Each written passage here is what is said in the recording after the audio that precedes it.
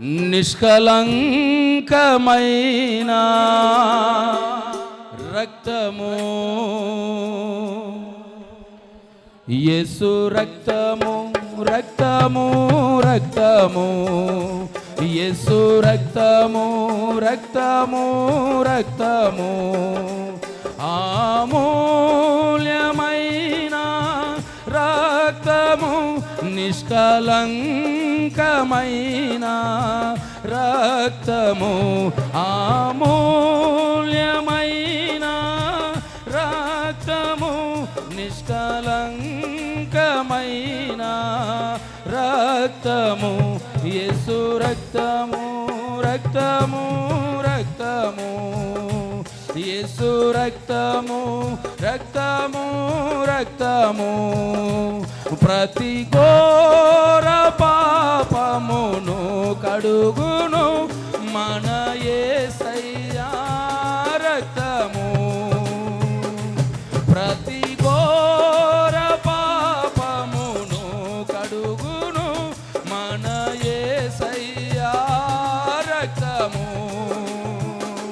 బహు దుఃఖములో మునిగెనే, చెమట రక్తముగా మారెనే, బహు దుఃఖములో మునిగెనే, చెమట రక్తముగా మారెనే, యేసు రక్తము, రక్తము, రక్తము, యేసు రక్తము, రక్తము, రక్తము, అమూల్యమైన ఆయన రక్తం మన మీద ప్రోక్షించబడుతూ ఉంది. నిష్కలంకమైన రక్తం మన మీద ప్రోక్షించబడుతూ ఉంది. ఆ రక్తము చేత మనము కడగబడుతూ ఉన్నాం. సమస్త దోషములు ప్రభు తొలగిస్తున్నాడు. Praise the lord. ఆమేన్. స్తోత్రం.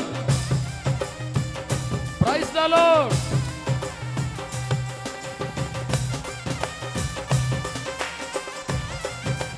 యేసయ్యా, మీరు క్షమించుటకు సిద్ధమైన దేవుడు అయ్యా.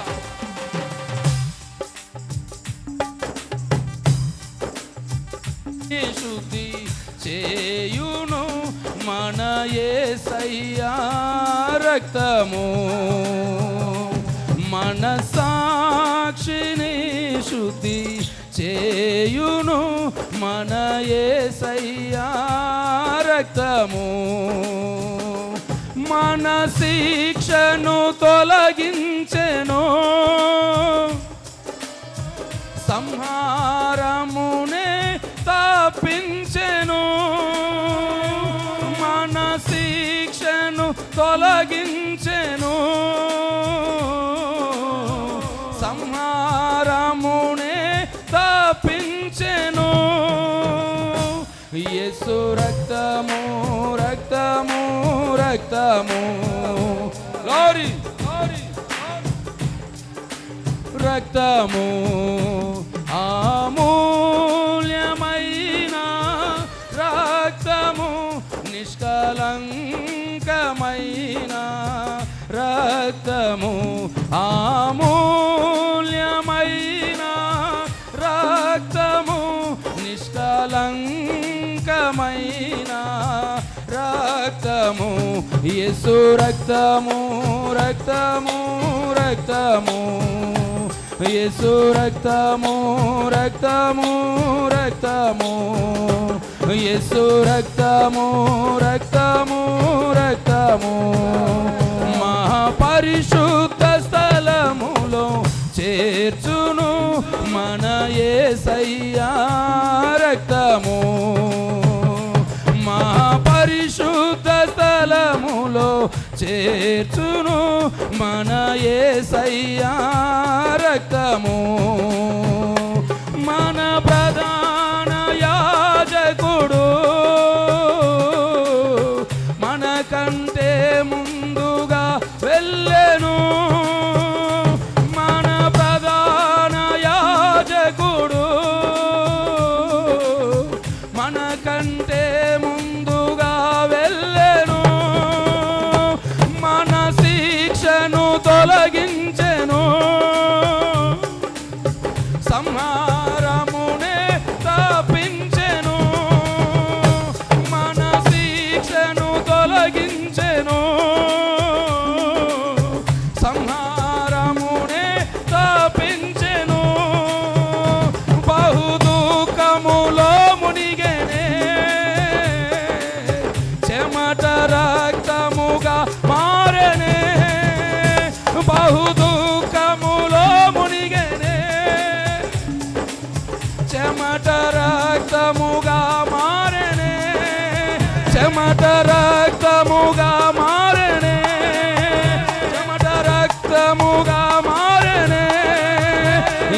రక్తము రక్తము ఆమేన్ స్తోత్రం. యేసు రక్తము రక్తము రక్తము యేసు రక్తము రక్తము రక్తము యేసు రక్తము రక్తము రక్తము యేసు రక్తము రక్తము రక్తము యేసు రక్తము రక్తము రక్తము యేసు రక్తము రక్తము రక్తము యేసు రక్తము రక్తము రక్తము యేసు రక్తము రక్తము రక్తము యేసు రక్తం రక్తం రక్తం రక్తం రక్తము యేసు రక్తం రక్తం రక్తం రక్తం రక్తము యేసు రక్తం రక్తం రక్తం రక్తం రక్తము యేసు రక్తం రక్తం రక్తం రక్తం రక్తము యేసు రక్తం రక్తం రక్తం రక్తం రక్తము యేసు రక్తము ఆమేన్ స్తోత్రం. బాబా సియరబనమ రిబలబనమ కబనమ సియరబలబ రిబబబబబబనమ రికబనమ సియరబలబ రినమ సియరబలబనమ రికబలబ. యేసు రక్తం యేసు రక్తం యేసు రక్తమే జయం యేసు రక్తమే జయం యేసు రక్తమే జయం. ఒక్కొక్కరి మీద నిండారులుగా ప్రోక్షించబడి ప్రాణాత్మ దేహాలను ప్రభువు కడుగుతూ ఉన్నాడు. ప్రభువు కడుగుతూ ఉన్నాడు. ఒక గొప్ప శుద్ధీకరణ హృదయంలో దేవుడు కలుగు చేస్తూ ఉన్నాడు.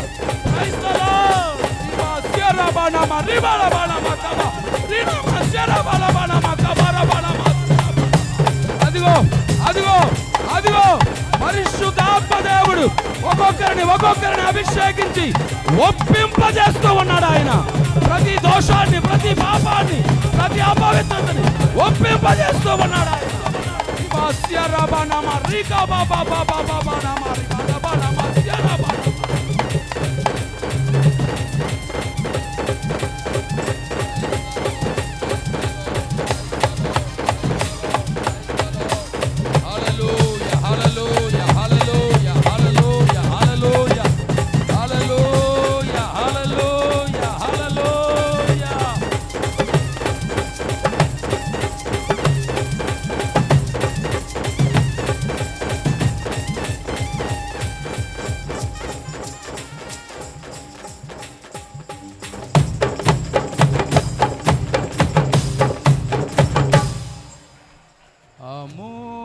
అమూల్యమైన రక్తము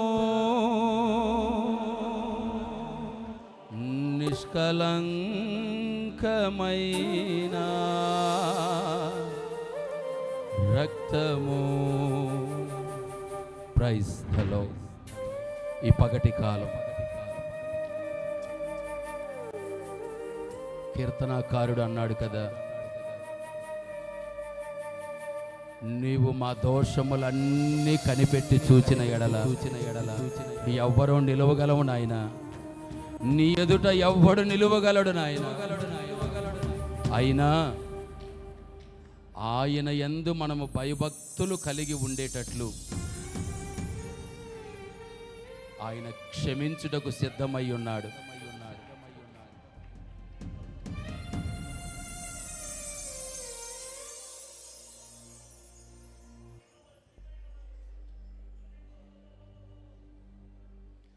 ఒకవేళ నేను చూచి నా ఉగ్రతను వాళ్ళ మీద కుమ్మరిస్తే వాళ్ళ ఆ శ్రమ తట్టుకోలేక, ఆ బాధ తట్టుకోలేక నన్ను విడిచి దూరమైపోతారేమో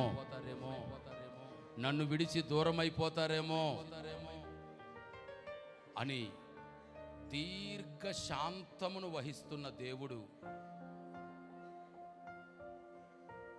ఆయనే మరలా వీళ్ళు నా యందు భయభక్తులు కలిగి జీవించాలి, నేనంటే వీళ్ళు ఇష్టపూర్వకంగా రావాలి అని ఎంతో దీర్ఘ శాంతముతో నరుడు చేస్తున్న ప్రతి తప్పిదమును కూడా ఆయన తండ్రి వలె వాటిని ఆయన వీపు వెనక వేసుకుంటూ ఎప్పటికప్పుడు క్షమించుకుంటూ వస్తున్నాడు. ఎప్పటికప్పుడు మనల్ని క్షమిస్తూనే ఉన్నాడు. సంవత్సరం వెంబడి సంవత్సరం వస్తూనే ఉంది. ఆయన క్షమిస్తూనే ఉన్నాడు. ఆయన క్షమిస్తూనే ఉన్నాడు.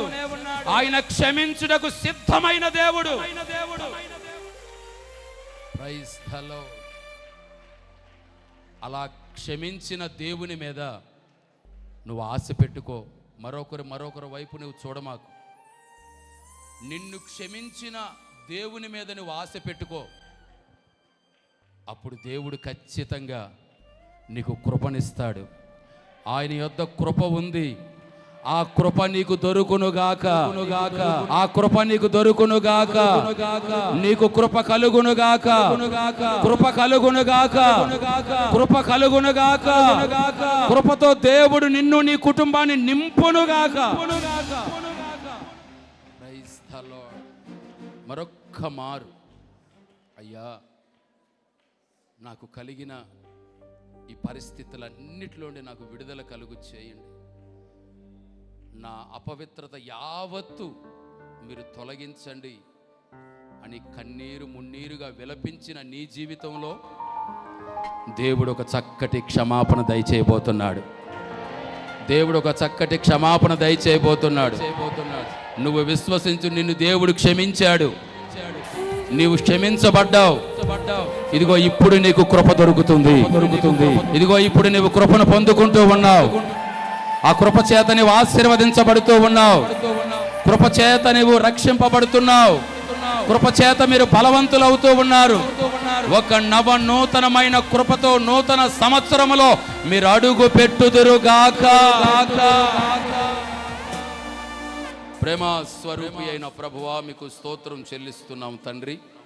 కృపగలిగిన దేవా, మీకు వందనాలు చెల్లిస్తున్నాము నాయన. ఆశీర్వదించండి. ఈ రెండవ రోజు, ఈ మొదటి పూట, ఈ మనోహరమైన ఉపవాస పండుగలో పాటల ద్వారా, వాయిద్యముల ద్వారా, ప్రార్థనల ద్వారా, శుద్ధీకరణ ద్వారా మీ నామమునకు మీరు మహిమ తెచ్చుకున్నారు. అందును బట్టి మీకు స్తోత్రం చెల్లిస్తున్నాము నాయన. కృప చూపండి, కార్యాలు మీరు జరిగించండి ప్రభువా. మీకు స్తోత్రం తండ్రి. పరిశుద్ధాత్ముడా, మీకు స్తోత్రం స్తోత్రం స్తోత్రము నాయన. మరొక అమూల్యమైన సమయానికి వచ్చి ఉన్నాము తండ్రి. మీకు స్తోత్రం చెల్లిస్తున్నాను. దైవ సేవకునిగా నేను నిలువబడి ఉండగా మీ సిలువ చాటున మరుగుపరచండి. మనుష్యులు మరుగుపరచబడాలి. పరిశుద్ధాత్ముడా, కేవలం మీరు మాత్రమే ప్రత్యక్షమవ్వాలి నాయన. మీకు స్తోత్రం. మీరు నాతో, మాతో, అందరితో మీరు మాట్లాడండి. మీ వాక్కులతో మీరు మమ్మలను సరిచేయండి. ఇంతవరకు మీ రక్తముతో, ఆత్మతో పరిశుద్ధపరుస్తూ వచ్చారు. ఇప్పుడు మీ వాక్కులతో కూడా మమ్మల్ని సరిచేయండి. కృప చూపండి. మీరు బలపరచండి. కార్యాలు మీరు జరిగించి సహాయం చేయండి. అంతం వరకు ఆశీర్వాదకరంగా, మీ నామానికి మహిమకరంగా జరిగించమని యేసు నామములో అడుగుచున్నాము తండ్రి. ఆమేన్.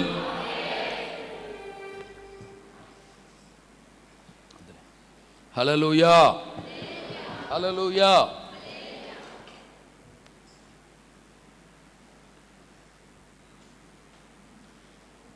అందరూ బాగున్నారండి? ఏం సౌండ్ వినపడలేదు. కొంచెం గట్టిగా చెప్పండి. హల్లెలూయా. ఏం బాగుంటాం పాస్టర్ గారు, నిన్న ఉదయం స్టార్ట్ అయింది. హల్లెలూయా. నిజమండి, ఇప్పుడే మీ ముఖాలు భలే ప్రకాశమానంగా వెలుగుతున్నాయి, మొత్తానికి కలకల్లాడుతున్నాయి మొత్తానికి. హల్లెలూయా. శుభ్రంగా తిన్నామనుకోండి, సపోజ్ నేను చెప్తున్నాను, శుభ్రంగా తిన్నామనుకోండి, మనల్ని మాట్లాడమన్నా ఏదన్నా అనమాట, చెప్పు ఏందే అన్నట్టు ఉంటుంది. అదే ఇప్పుడు లోపలంతా ఖాళీ అయిపోయింది అనుకోండి, లోపల ఆకలి మంటకి గొంతు భలే వస్తుంది. హల్లెలూయా. వద్దన్నా ఆగదు, అది వస్తూనే ఉంటుంది మొత్తానికి. అలాగా మనం ఎంతో చక్కగా పాటలు పాడుతూ, తర్వాత ప్రార్థనలు చేస్తూ, ఆ ప్రభువుని ఆరాధిస్తూ, ఆయన యొద్ద క్షమాపణ మనం పొందుకుంటూ, మనల్ని మనం సరిచేసుకుంటూ ఆయన నామాన్ని మహింపరుస్తూ వచ్చాం. మరి ఈ సమయంలో చక్కటి చిన్న దేవుని వాక్యాన్ని మనం విందాం. పరిశుద్ధాత్మ దేవుడు మనకి సహాయం చేయునుగాక. ఆమెన్. హల్లెలూయా, హల్లెలూయా. అందరూ బాగున్నారు కదా? చాలా మంచిది. దేవుని యొక్క మహాకృప.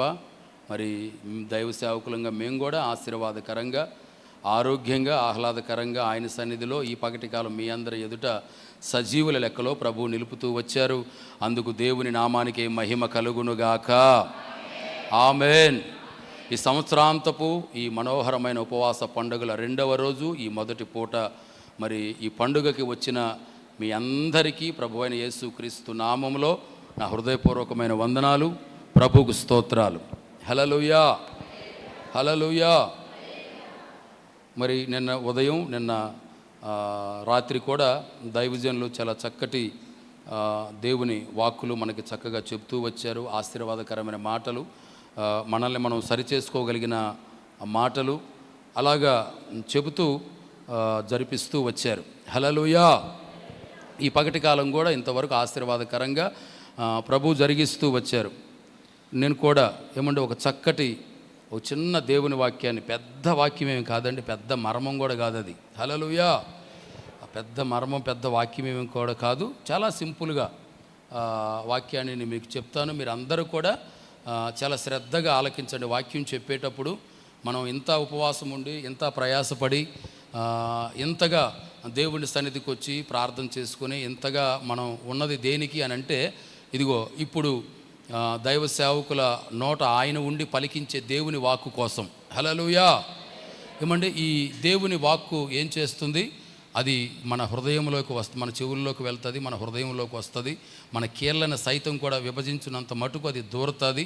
ఏమంటే రెండు అంచులు కలిగిన ఖడ్గం వంటిది. వాక్యం చెప్తున్నప్పుడు మీకే కాదు, నాతో కూడా దేవుడు మాట్లాడతాడు. ఎందుకంటే మాట్లాడేది నేను కాదు కదా, పరిశుద్ధాత్ముడు గనుక. ఏమండి, పరిశుద్ధాత్మ దేవుడు నిలబడ్డ నాకు, కూర్చున్న మీకు అందరితోనూ ప్రభు మాట్లాడతారు, అందరినీ సరిచేస్తారు. హల్లెలూయా. అందరినీ ఆశీర్వదిస్తారు. హల్లెలూయా. ఏమండి, గమనించిన ఇంతవరకు మనం రక్తము ద్వారా, ఆత్మ ద్వారా పరిశుద్ధపరచబడుతూ వచ్చాం. ఈ సమయంలో మరి దేవుని మాటల చేత కూడా ఒక్కసారి మనల్ని మనం సరిచేసుకోవలసిన పరిస్థితులు ఉన్నాయి. హల్లెలూయా. ఇవి ఉపవాస పండుగలే కాదు, ఇంకా చెప్పాలనంటే శుద్ధీకరణ పండుగలని కూడా. అంటే ఏకాడికి ఈ రెండు దినాలు, 4 పూటలు కూడా. రేపంటే ఇక ఆశీర్వాదం. ఏమంటే రేపంటే ఇక ఆశీర్వాద పూర్వకమైనటువంటి మాటలే తెలియజేయబడతాయి. ఇక రేపు మిమ్మల్ని మోకరించండి, ఏడవండి, ఏమంటే దుఃఖపడండి అనేది ఏమి ఉండదు. రేపు ఆశీర్వాదం. ఈ 4 పూటలే, నిన్న పగలు, నిన్న రాత్రి, ఈరోజు పగలు, ఈరోజు రాత్రే కాస్త మనం దుఃఖపడి బాగా ప్రార్థన చేసుకోవలసిన పరిస్థితులు. రేపటి రోజున ఆశీర్వాదకరమైన పండగలోనికి మనం ప్రవేశించుతాం. హల్లెలూయా, హల్లెలూయా. కాబట్టి వాక్యం వెలువడుతూ ఉన్నప్పుడు మరి ఆ వాక్యాన్ని మనం చక్కగా ఆస్వాదించాలి, ఆసక్తిగా వినాలి. చెప్తున్న వాక్యాన్ని బట్టి మనలో గనక ఏదైనా ఓహో ఇది నాలో ఉన్నట్టుంది, దీన్ని సరి చేసుకోవాలనిపిస్తే మనం చక్కగా సరి చేసుకోవాలి. కానీ ఏమండి, దాన్ని మనం పక్కన పెట్టేయకూడదన్నమాట. హల్లెలూయా. కాబట్టి ఒక చక్కటి మాట మీరందరూ కూడా శ్రద్ధగా ఆలకించండి. సామెతల గ్రంథం చాలా సింపుల్ అండి, పెద్ద ఇదేం కాదు. సామెతల గ్రంథం 23వ అధ్యాయం, సామెతల గ్రంథం 23వ అధ్యాయం 26వ వచనం. నా కుమారుడా, నీ హృదయమును నాకిమ్ము, నా మార్గములు నీ కనులకు ఇంపుగా ఉండనిమ్ము. హల్లెలూయా. ఇక అంతేనండి, ఇంక అంతకు మించి ఏమీ లేదు. మీరు అందరూ తల్ల పైకెత్తండి, నేను చక్కగా చెప్తాను, మీరు అందరూ ఆలకించండి. అక్కడ ఉన్న మాట, నా కుమారుడా నీ హృదయమును నాకిమ్ము. ఇక అంతేనండి, దేవుడు అడుగుతున్న మాట అది. ఈ సంవత్సరాంతం దేవుడు మరి మనకు మరొక చక్కటి అవకాశం ఇచ్చాడనే మనం చెప్పుకోవాలి. మనం నూతన పరచబడటానికి, సరి చేసుకోవడానికి ఇది ఒక చక్కటి అవకాశంగా దేవుడు మనకి అనుగ్రహిస్తూ వచ్చాడు. ఏమంటే ఈ ఉపవాస పండుగల్లో మొదటి రోజు చక్కగా ప్రభు మాట్లాడుతూ వచ్చారు. ఈ రెండవ రోజు ఈ మొదటి పూటే ప్రభు నీతో మాట్లాడుతున్నాడు, నాతో మాట్లాడుతున్నాడు, అందరితో మాట్లాడుతున్నాడు. ఆయన ఒకటే అడుగుతూ ఉన్నాడండి, ఏమని? నా కుమారుడా, అందరూ చెప్పాలి, నా కుమారుడా నీ హృదయమును నాకిమ్ము. ఇక అంతేనండి, మీకు అర్థమయ్యేటట్లు చెప్తాను చూడండి.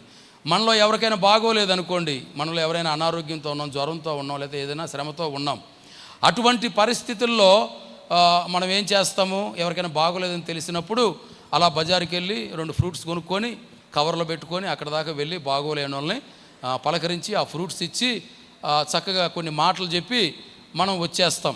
ఏమంటే వాళ్ళకి అవసరమైంది ఏమిటో అది మనం ఇవ్వగలుగుతున్నాం. అలాగే మరొక చక్కటి మాట ఉంటుంది, మీరు బాగా గమనించిన శుద్ధీకరణ కాదండి, మరి అప్పుడప్పుడు చెప్పాల్సి ఉంటుంది మొత్తానికి. హల్లెలూయా. అందుకని చెప్పని చెప్తూ ఉన్నప్పుడు మీ ముఖాల్లో చక్కగా సంతోషం కనపడాలి, కానీ సీరియస్గా నన్ను చూడకూడదు. మీరు అర్థమవుతుంది? సీరియస్గా నన్ను చూడకూడదు. మీరు సీరియస్గా చూశారనుకోండి, ఇంకా స్తోత్రం టకటగా చెప్పి ఆమెనంటమే. హల్లెలూయా, హల్లెలూయా. మీరు గమనించండి. అలాగా మరొక అలవాటు కూడా ఉంటుంది మనకి. మీరు గమనించండి, మరొక అలవాటు కూడా ఉంటుంది. అదేమిటంటే, ఎవరికైనా బాగోలేనప్పుడు వెళ్ళి వాళ్ళని పలకరించి వస్తాం, బాగోగులు చెప్పొస్తాం, ఓకే, ఏమండి మనకి చేతనైంది మనం చేస్తూ ఉంటాం. తర్వాత రెండవదిగా మనం చూసినప్పుడు, మనం ఏదైనా పార్టీకి వెళ్ళామనుకోండి, ఏదైనా ఫంక్షన్కి వెళ్ళాం, పెళ్ళికి వెళ్ళాం, పుట్టినరోజుకి వెళ్ళాం, ఇలాగా ఎవరైనా పలకరించడానికి వెళ్ళాం, లేకపోతే మన పుట్టింటికే వెళ్ళాం. ఇప్పుడు పుట్టింటికి వెళ్ళడం పెద్ద ఫ్యాషన్ అయిపోయింది మొత్తానికి. పండగ వస్తే చాలా సంఘాల్లో ఉంటలా పుట్టింటికి వెళ్ళిపోతున్నారు అందరూ. హల్లెలూయా. ఏమి రా అని చెప్పానంటే, ఏమంటే పలకరించి ఏం క్రిస్మస్ ఆరాధనకి రాలేదే అంటే, అన్నయ్య ఈరోజు మా ఇంట్లో పండగ చేసుకుంటున్నాం అన్నయ్య. హల్లెలూయా. అంటే ఇలాంటివి ఎన్నో కొన్ని ఉంటూ ఉంటాయి. మీరు గమనించండి. అలా వెళ్ళేటప్పుడు, దేనికైనా మనం వెళ్ళేటప్పుడు మీరు గమనించండి, దేనికైనా వెళ్ళేటప్పుడు మన దగ్గర ఉన్నాయి అనుకోండి, చక్కగా ధరించుకుంటాం, కట్టుకుంటాం, శుభ్రంగా నీట్గా రెడీ అవుతాం, వెళ్తాం. ఏమంటే నీట్గా రెడీ అయ్యి వెళ్తాం. కానీ నేను మా ఇంటి దగ్గర కూడా చూశాను కదండి, మా కుటుంబంలో కూడా చూశాను కదండి, ఇలాంటివి కొన్ని గమనిస్తూ ఉంటాం. కొంతమందికి ఉన్న అలవాటు ఏమిటంటే, వాళ్ళ దగ్గర ఏమీ లేవు అనుకోండి, సరేలే నాకు లేవు కదా, ఏమైందిలే, ఏమండి దేవుడిచ్చినటువంటి పరిస్థితులు ఉన్నాయి కదా అని చెప్పని అలా వెళ్ళిపోరు. ఏమండి ఆ పక్కింటికి వెళ్తారు మొత్తానికి.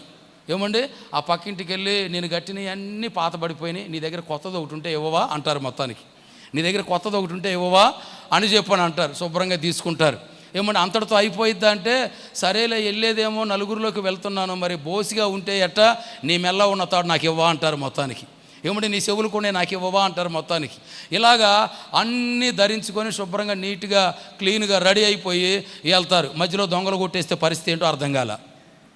మధ్యలో దొంగలు కొట్టేస్తే పరిస్థితి ఏంటో అర్థం కాల. మీరు చూడండి, అంటే ఏదైనా కూడా అక్కడ మీరు గమనించండి, మనకు కావలసింది ఏదైనా కూడా మన దగ్గర లేనప్పుడు ఇతరుల దగ్గరికి వెళ్ళి అడిగి తీసుకొని వెళ్తూ ఉంటాం. అయితే ఇక్కడ మనం ఆరాధిస్తూ ఉన్న ప్రభువు మాత్రం, ఆయన నీ దగ్గర నుండి ఇల్లు, స్థలాలు, ఆస్తులు, పొలాలు, ఏమండి ఇక నీ దగ్గర ఉన్న వేటిని కూడా ఆయన కోరుకోవటం లేదు. ఏమండి నీ తల మీద ఉన్న తల వెంట్రుకలు నాకు ఇచ్చేయి, ఏమండి లేకపోతే నల్ల కోడి పెట్టని తీసుకొచ్చి నాకు ఇవ్వు శుభ్రంగా, ఏమండి శుభ్రంగా తింటానని చెప్పని అంటలేదు. ఒక తల్లి అలాగే ఏమంటే ఒక సేవకుని చక్కగా భోజనానికి పిలిచి చక్కగా ఏమంటే లైట్ కలర్ రైస్ చేసి, ఏమంటే శుభ్రంగా గిన్నె నిండా రైస్ వేసి పైన గుడ్డు పెట్టిందట మొత్తానికి. ఎగ్ బిర్యానీ అని అనుకుంటాడు పాస్టర్ గారు, ఎలాగోలాగా చిన్నగా శుభ్రంగా తింటాడు అని చెప్పాను అనుకొని. ఏమంటే పాస్టర్ గారు శుభ్రంగా ప్రార్థన చేసి ఆ గుడ్డుని తీసి ఇలా తీసి, అమ్మా పిల్లని పెట్టావు, దీని మమ్మీని ఏం చేసావు అన్నాడట. హల్లెలూయా. అర్థమవుతుందండి? పిల్లని పెట్టావు, దీని మమ్మీని ఏం చేసావు అన్నాడు. కొంతమందికి అటువంటి పరిస్థితులు ఉంటుంటాయి. మీరు గమనించిన. అయితే దేవుడు మనల్ని ఆ నల్లకోడి పెట్టనో లేకపోతే మన తల మీద వెంట్రుకలనో ఇంకొకటో ఏమీ అడగట్లేదు. ఆయన ఈ సంవత్సరాంత ఉపవాస పండగల్లో ఆయన నిన్నైనా నన్నైనా మనల్నైనా ఆయన ఒకటే అడుగుతున్నాడు. చాలా సింపుల్. ఆయన ఏమంటున్నాడు? నా కుమారుడా, చెప్పండి, నా కుమారుడా నీ హృదయము నాకు ఇమ్ము. హల్లెలూయా. అంతేనండి. అంతకు మించి ఆయన ఏమీ అడగట్లేదండి. అంతకు మించి ఆయన ఏమీ అడగట్లేదు.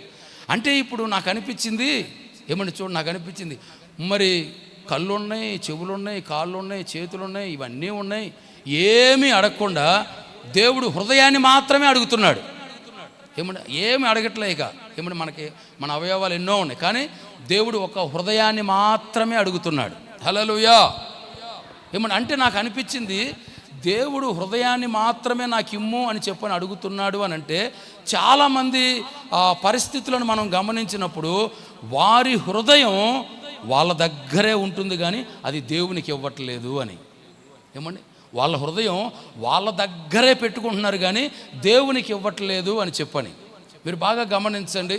అంటే వాళ్ళ హృదయం వాళ్ళ దగ్గరే పెట్టుకుంటున్నారు అంటానికి దాని యొక్క అర్థం ఏమిటంటే, మీరు చూడండి, మన గుండెల్లో ఎన్నో సమస్యలు ఉంటాయి, మన గుండెల్లో ఎన్నో ఇబ్బందులు ఉంటాయి, ఎన్నో ఇరుకులు ఉంటాయి. వ్యక్తిగత జీవితంలో నువ్వు ఎన్నో సమస్యల చేత ఇబ్బంది పడుతూ ఉంటావు, కుటుంబ పరంగా ఎన్నో సమస్యల చేత ఇబ్బంది పడుతూ ఉంటావు.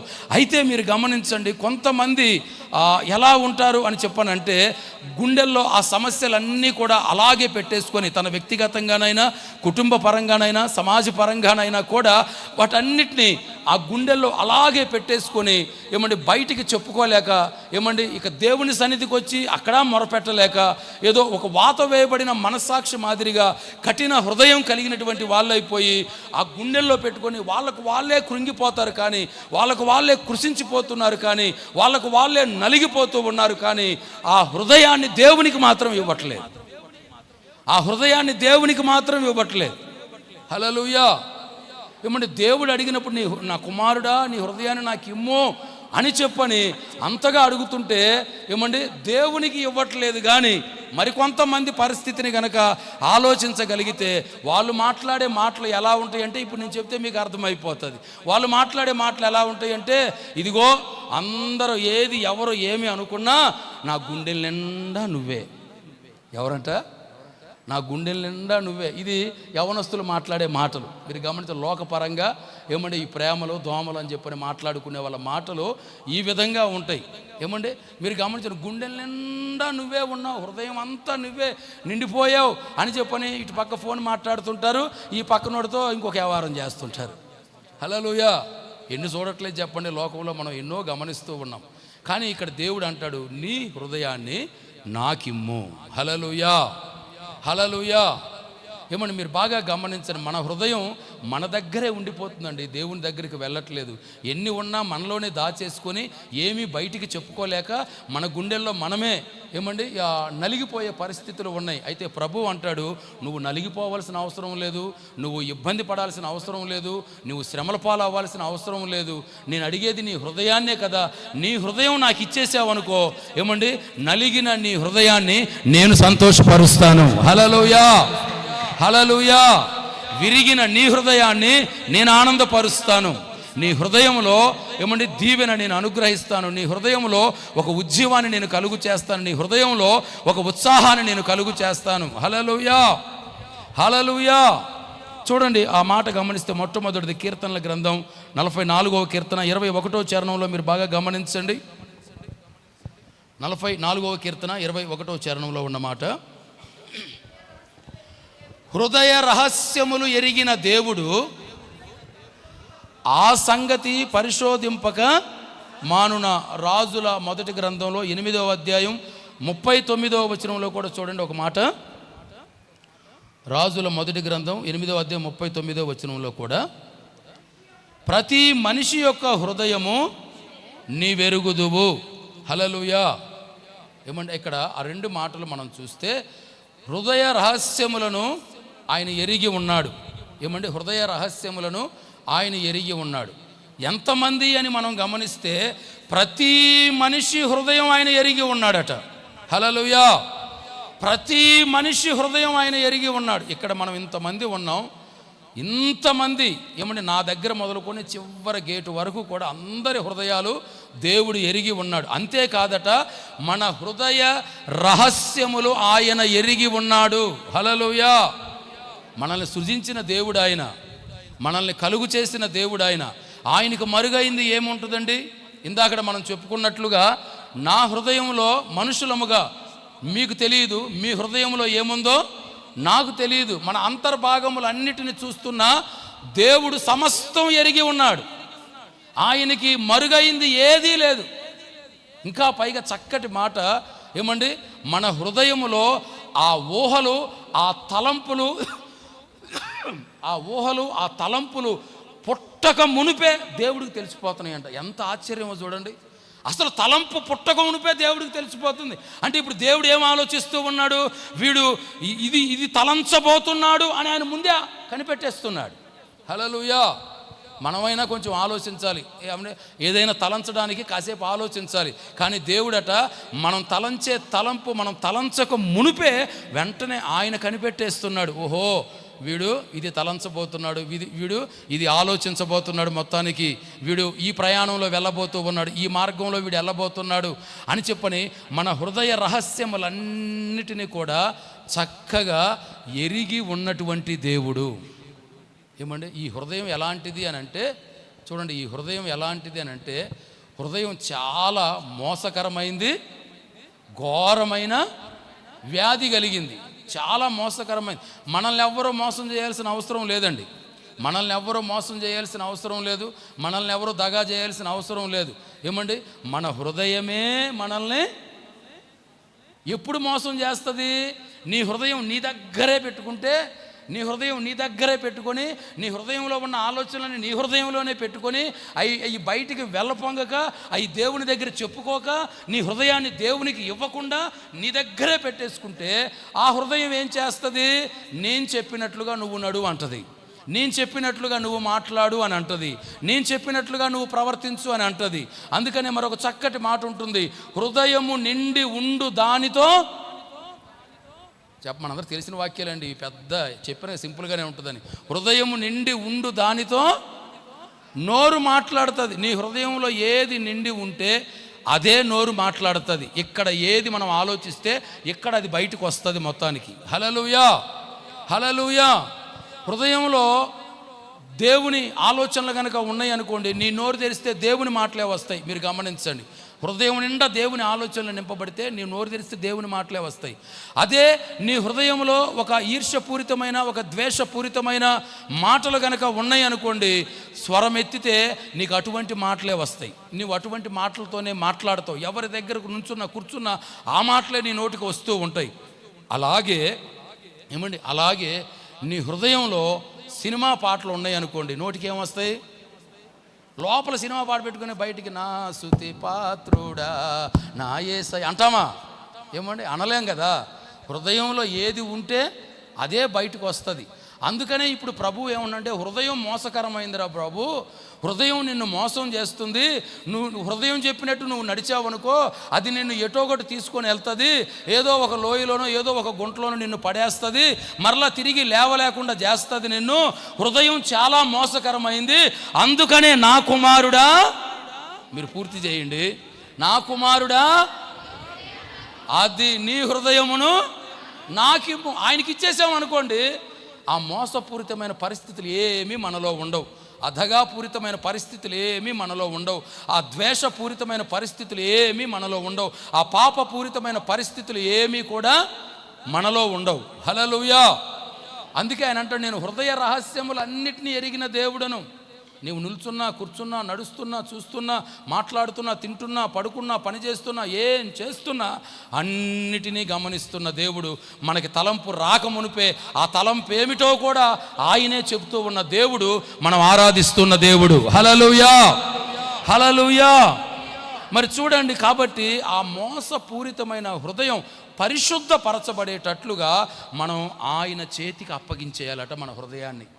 ఏమండి మన హృదయాన్ని తెరచి ఆయన సన్నిధిలో మొరపెట్టి మన హృదయాన్ని ఆయనకు అప్పగించేస్తే, ఇప్పుడు ఆ హృదయాన్ని ఏం చేస్తున్నాడో తెలుసా అండి? సామెతల గ్రంథంలో ఉంటుంది 21వ అధ్యాయం 1-2 వచనాలు మీరు చూడండి.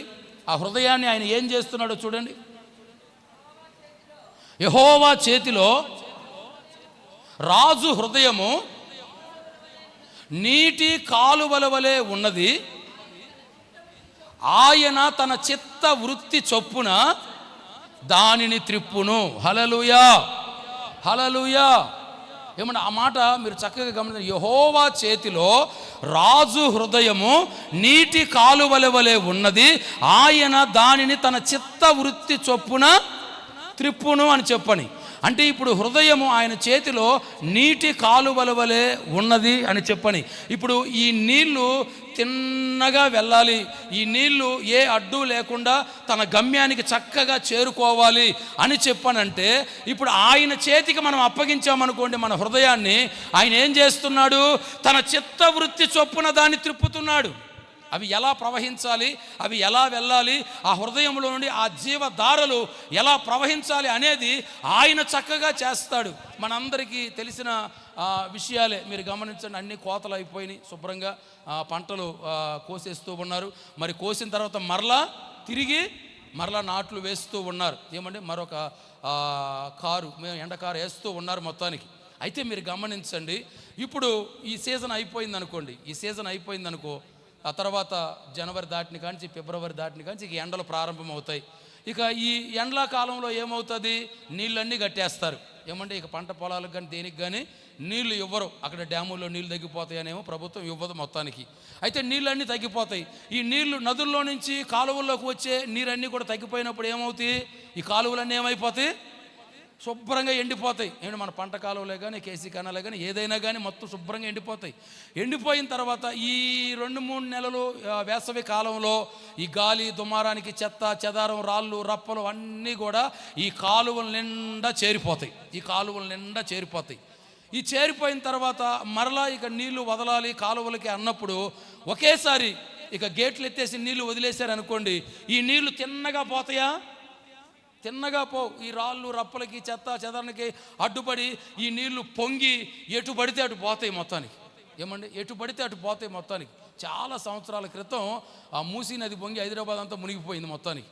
ఏమిటో దానికి కారణం అంటే ఆ డ్రైనేజీలో చిన్న కవర్ అడ్డుపడి మొత్తం ఆ నదే పొంగిందని చెప్పని అన్నారు. ఏమండి, అది చెప్తుంటే మనం కూడా వింటమే. మీరు గమనించండి. అలాగ అంటే ఏదైనా అడ్డుపడింది అనుకోండి, చిన్న కాలువ అయినా అదొక పెద్ద ప్రళయం సృష్టిస్తుంది, పెద్ద ప్రవాహం అయిపోతుంది. అందుకని చెప్పని ఇప్పుడు ఈ ప్రభుత్వ అధికారులే కానీ రైతులే కానీ వీళ్ళందరూ ఏం చేస్తారు, ఇక నీళ్లు వదులుతారు అన్న ఒక 10 రోజుల ముందో ఒక నెల రోజుల ముందో ఏం చేస్తారు, ఆ కాలువలన్నింటినీ ఏం చేస్తారు చెప్పండి. ఆ కాలువలు మీరు వ్యవసాయం చేసేవాళ్ళు మీకు తెలియని మాటలు చెప్పండి. ఆ కాలువలన్నీ ఏం చేస్తారు, శుభ్రంగా దాంట్లో ఉన్న మస్టు ఏమంటే చెత్త చెదారం రాళ్ళు రప్పుల వాటన్నిటిని తీసేసి నీళ్లు శుభ్రంగా చేరేంత వరకు, గమ్యం చేరేంత వరకు ఏ ఇబ్బంది లేకుండా, ఆ నీళ్ళకి ఏది అడ్డుపడకుండా చక్కగా వెళ్ళేటట్లుగా క్లీనింగ్ చేస్తారు. అంటే నా కుమారుడా నీ హృదయమును నాకిమ్ము అని దేవుడు అడుగుతూ ఉన్నాడు. ఆ మోసపూరితమైన హృదయాన్ని మనము గనక దేవునికి ఇచ్చి దేవుని చేతిలో మనం పెట్టగలిగినట్లయితే ఇప్పుడు దేవుడు ఏం చేస్తూ ఉన్నాడు, ఆయన చిత్త వృత్తి చొప్పున మన హృదయాన్ని తిప్పుతాడు. అంటే మన హృదయంలో మోసం, మన హృదయంలో మస్టు, మన హృదయంలో ముడత, మన హృదయంలో కల్మషం, మన హృదయంలో ఉన్న కపటం, మన హృదయంలో ఉన్న పాపం, మన హృదయంలో ఉన్న అపవిత్రత, ఇవన్నిటిని దేవుడు తీసివేసి ఆ నిర్మలమైన హృదయములోనికి దేవాది దేవుడే దిగి వచ్చి నివాసం చేస్తాడు. చప్పట్లు కొట్టి గట్టిగా, దేవాది దేవుడే వచ్చి నివాసం చేస్తాడు. హల్లెలూయా, హల్లెలూయా. నా ప్రియమైన నా దేవుని ప్రజలారా, మీరు బాగా గమనించండి, మీరు ఒక్కసారి ఆలోచించండి. నేను ఈ మాటలు చదువుతున్నప్పుడు ఆలోచించాను, నిజమే కదా ప్రభు ఇలా చెప్పాడు. ఏమంటే ఇంత చిన్న హృదయంలోనికి అంత దేవుడు వచ్చి నివాసం చేస్తానన్నాడు. ఎంత చిన్న హృదయం అండి. ఈ హృదయం అనే ఆలయంలోనికి ప్రభువు వచ్చి నివాసం చేస్తానన్నాడు. ఆయన పరిశుద్ధుడు. ఏమండి, పరిశుద్ధుడైన దేవుడు వచ్చి ఈ హృదయంలో నివాసం చేస్తానంటున్నాడు. అటువంటప్పుడు మరి ఆయన నివాసం చేసేటువంటి ఆ స్థలాన్ని ఎలా ఉండాలి, పరిశుద్ధంగా ఉండాలి. అందుకే దేవుడు అంటాడు, నీ హృదయాన్ని నాకు ఇచ్చేసేయి. హల్లెలూయా.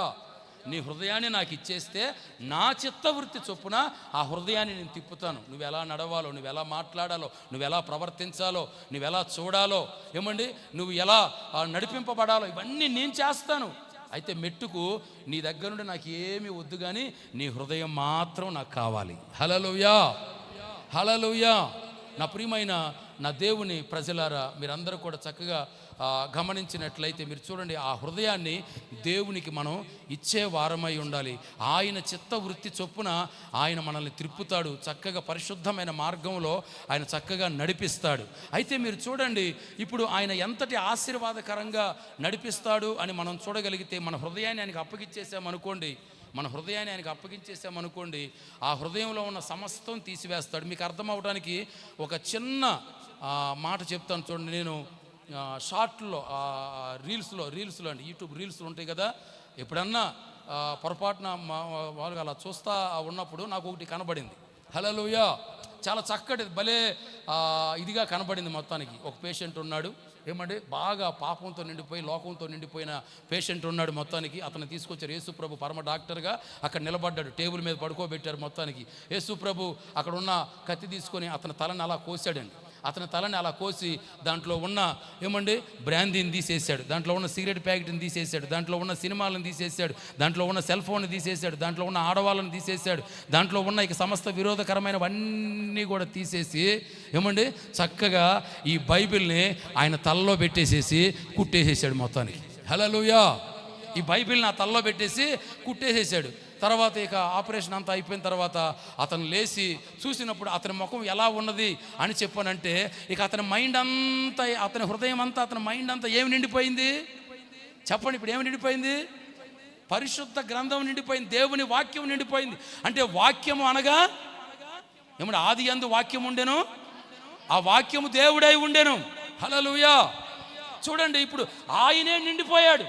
ఇప్పుడు ఆయనే నిండిపోయినప్పుడు, ఆయనే సర్వ శరీరం సర్వ హృదయంలో ఆయనే నిండిపోయి ఉన్నప్పుడు, ఇప్పుడు యేసు ప్రభు ఎలా మాట్లాడతాడో ఆ వ్యక్తి అలా మాట్లాడతాడు. యేసు ప్రభు ఎలా నడుస్తాడో ఆ వ్యక్తి అలా నడుస్తాడు. యేసు ప్రభు ఎలా ఆశీర్వదిస్తాడో ఆ వ్యక్తి అలా ఆశీర్వదిస్తాడు. యేసు ప్రభు ఎంత దయగలిగిన చూపుతో చూస్తాడో అలా చూస్తాడు. ఎంత దయగలిగిన మాటతో మాట్లాడతాడో ఆ వ్యక్తిలో అంత దయగలిగిన మాట ఉంటుంది. ఇక ఎలాంటి అసూయ, మత్తతులు, అల్లర్లు, కామ వికారతలు ఇటువంటివేమీ కూడా ఉండవు. అందుకనే ప్రభు అడుగుతున్నాడు, నా కుమారుడా, ఇదే మాట చివరిదాకా ఇదే మాట అండి, నా కుమారుడా నీ హృదయాన్ని నాకు ఇమ్ము. హల్లెలూయా. అలాగ దేవుని వాక్యము నిండిపోతే, దేవుని ఆలోచనతో నిండిపోతే మనకు ఎలాంటి ఆశీర్వాదం కలుగుతుంది అని చూస్తే నాకు తెలిసినటువంటి ఒక చక్కటి వ్యక్తి ఆ పరిశుద్ధ గ్రంథంలో మనకు చక్కగా కనబడతాడు. ఆ మాటకు ముందు కీర్తనలో 1:3 ఉంటుంది కదా, ఆ వాక్యం నిండిపోయిన అతను ఎలా ఉంటాడు అని అంటే, అతడు నీటి కాలువల యోరన నాటబడినదై ఆకువాడుగా తన కాలమందు ఫలమిచ్చు చెట్టు వలె ఉంటాడు, అతడు చేయనదంతయు సఫలమవుతుంది. ఇప్పటిదాకా మీరు విఫలమయ్యారేమో, ఈ సంవత్సరంలో ఇప్పటిదాకా విఫలమైన మార్గంలో మీరు ఉన్నారేమో.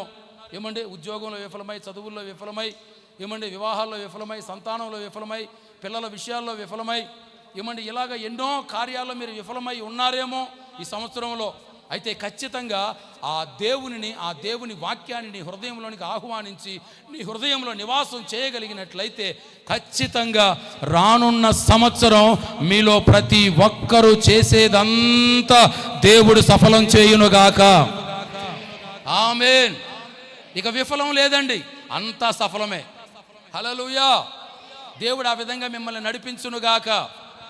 చూడండి, అంటే నీటి కాలువల యోరన నాటబడినదై, ఆ విధంగా మనం చూస్తుంటే నీటి కాలువల యోరన నాటబడినది అంటే ఆ వాక్యము అనేది, ఆ వాక్యము ఉన్న చోట మనము నాటబడి మన హృదయంలోనికి ఆ వాక్యానికి చోటిచ్చి మనం అలా జీవించగలిగినట్లయితే ప్రతీదీ సఫలం అవుతుంది. చూడండి, ఆ రాత్రి హడావుడిగా ఇంటికి వచ్చాడు అతను. ఆ రాత్రి హడావుడిగా ఇంటికి వచ్చాడు. ఇంటికి వచ్చి తన భార్యని, తన పిల్లల్ని లేపి అమ్మా అన్ని సర్దు అన్నాడు. పాపం ఆమె భర్తకి ఎదురు చెప్పే మనిషి కాదు. హల్లెలూయా. అన్న కూడా అప్పుడప్పుడు అంటుంటాడు, వివాహం చేసేటప్పుడు అన్న కూడా అప్పుడప్పుడు ఒక మాట చక్కగా సరదాగా నవ్వుకునేదని చెప్తూ ఉంటారు. మొత్తానికి ఆ మాట ఉంటుంది కదా, స్త్రీలారా మీ పురుషులకు చెప్పండి లోబడి తిరగబడి కాదంట అన్న చెప్తుంటారు ఈ మాట. హల్లెలూయా.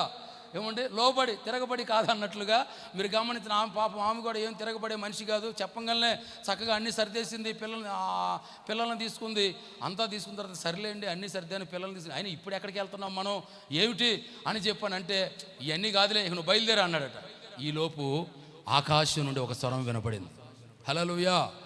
ఆకాశం నుండి ఒక స్వరం వినపడింది, ఇస్సాకు ఎక్కడికి వెళ్తున్నావు? ఇస్సాకు ఎక్కడికి నీ ప్రయాణం అని చెప్పానంటే, ఇస్సాకు అండి, అయ్యా మా నాన్నగారి కాలంలో కరువు వచ్చింది, మా నాన్నగారు ఐగుప్తుకి వెళ్ళారు.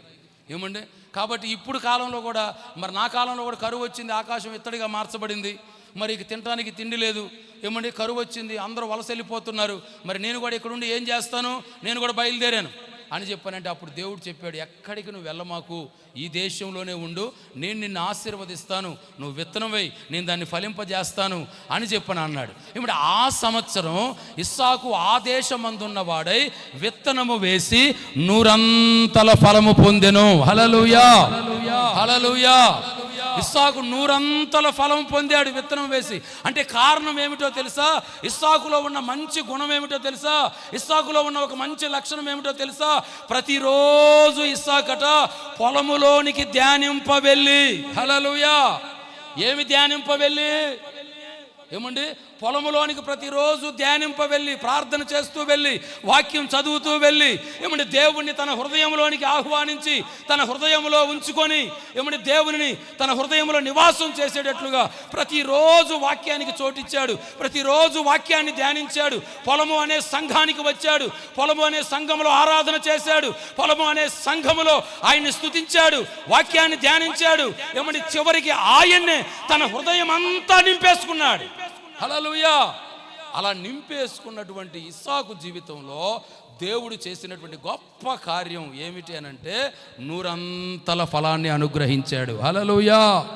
అంటే ఇప్పుడు ఈ ఇస్సాకు మొదట కరువు వచ్చినప్పుడు వెళ్ళిపోదాం అనుకున్నాడు, కానీ తర్వాత దేవుడు చెప్పినప్పుడు ఏం చేశాడు?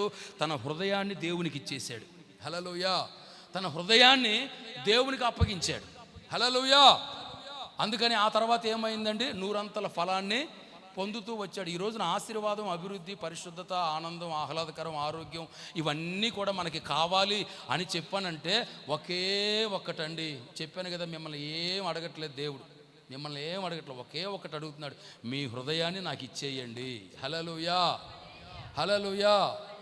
మీ దగ్గరే మీ హృదయాన్ని పెట్టుకుంటే మీకు ఏ ఆశీర్వాదం ఉండదు. మీ హృదయాన్ని నాకు ఇచ్చేస్తేనే మీరు ఫలభరితంగా మార్చబడతారు. హల్లెలూయా. మరొక సందర్భాన్ని కూడా నేను చెప్తానండి, మీరు చక్కగా బాగా గమనించండి. హల్లెలూయా. సంతోషంగా ఉన్న వాళ్ళు హల్లెలూయా చెప్పండి. ఆకలేస్తున్న వాళ్ళు చెప్పండి. ఉన్నారు, ఎందుకయ్యదు? వేస్తుంది. హల్లెలూయా. ఏమండి? హృదయం ఇచ్చేస్తే ఆకలేదు, హృదయం మన దగ్గరే ఉంటేనే ఆకలేస్తుంటుంది. హల్లెలూయా. మీరు బాగా గమనించండి. ఒకటి, హృదయాన్ని ఆయనకి ఇచ్చాడు కాబట్టి ఏమైంది? హృదయ రహస్యములను ఎరిగిన దేవుడు ఆయన హృదయాన్ని పరిశుద్ధపరిచాడు, హృదయాన్ని శుద్ధీకరించాడు. ఆ హృదయంలో దేవుడు వెళ్ళి నివాసం చేశాడు, నూరంతల ఫలాన్ని అనుగ్రహిస్తూ వచ్చాడు. మరొక సందర్భాన్ని చెప్తాను చూడండి, మీరు గమనించండి. ఒక రోజున ఏమండి, ఒకరోజు ఒక చిన్న అమ్మాయి ఆ ఇంట్లో పనిచేస్తుంది. ఆ ఇంట్లో పనిచేస్తూ పని అంతా అయిపోయిన తర్వాత పిచ్చాపాటిగా ఏదో మాట్లాడదాం అన్నట్లుగా ఆ ఇంటి ఓనరమ్మ ఉంది, ఆ ఇంటి యజమానురాలు ఉందన్నమాట. ఆ ఇంటి యజమానురాలు చక్కగా అద్దం ముందు కూర్చొని పాపం తనేదో సిద్ధపడుతుంది మొత్తానికి. సరే అక్కడికి వెళ్ళింది. అమ్మగారు అంటే వెళ్ళింది అక్కడికి. అంటే అమ్మగారు అంటూ వెళ్తే ఏమంటే వాళ్ళు ఏమన్నా వీళ్ళని అమ్మాయి గారు అంటారా? హల్లెలూయా. ఏమైతే యజమానురాలు కాబట్టి అమ్మగారు అంటే వెళ్ళింది. ఆమె ఏమైనా అమ్మాయి గారు అంటదా? ఏంటే చెప్పు, వచ్చావు, ఏంటి సంగతి అనింది. హల్లెలూయా. ఏంటే వచ్చావు, పని అంతా అయిపోయిందా అంటే మన ఊర్లలో మనం వినే మాటలే కదండి ఇవన్నీ. ఏంటే వచ్చావు, ఏంటి పని మొత్తానికంటే ఏం లేదు అమ్మగారు, అయిపోయింది అంత పని అంతా అయిపోయింది, ఏదో మీతో చిన్నగా చాలా రోజుల నుంచి అడుగుదాం అనుకుంటున్నాను, ఒక చిన్న మాట ఏం అనుకోమాకండి అని చెప్పానంటే పర్లేదులే అడుగు అని చెప్పని అనిందట. మీరు బాగా గమనించండి. ఆ చిన్న అమ్మాయి ఉండి, మీరు ఎంత అదృష్టవంతులండి అమ్మగారు అనిందట. ఎంత అదృష్టవంతులండి మీరు అని చెప్పండి. ఇదేంటి ఇప్పుడు నా అదృష్టం గురించి నీకెందుకు వచ్చిన డౌట్ అనిందట. హల్లెలూయా. ఏమండి, ఎంత అదృష్టవంతులండి మీరు, ఎంత ధన్యులండి, ఎందుకు అంటున్నావు ఈ మాట అని చెప్పానంటే ఆ చిన్న అమ్మాయి అనిందంట, మీ ఆయన గారు ఎంత బాగుంటారండి. హల్లెలూయా. మీరు ఇది చూడండి చక్కగా భలే మీకు అర్థమవుతుంది. మీ ఆయన గారు ఎంత బాగుంటారండి, మొత్తానికి చాలా చక్కగా ఉంటారు, ఆ ముక్కు, ఆ కళ్ళు, ఆ నోరు, ఆ కలరు, అబ్బా ఎంత బాగుంటారండి మీ ఆయన గారు మొత్తానికి చూసేదానికి. నిజంగా అట్లాంటి భర్తను పొందిన మీరు ఎంత ధన్యులో అని చెప్పని. ఏమండి, మీరు బాగా గమనించండి. అక్కడ మనం చక్కగా చూసినప్పుడు ఏంటి ఇంతవరకు నువ్వు చెప్పాలనుకుంది ఈ మాట అని చెప్పనంటే ఈ మాటేనండి. నిజంగా అంతే కదండి. ఏమండి, అంతే కదా.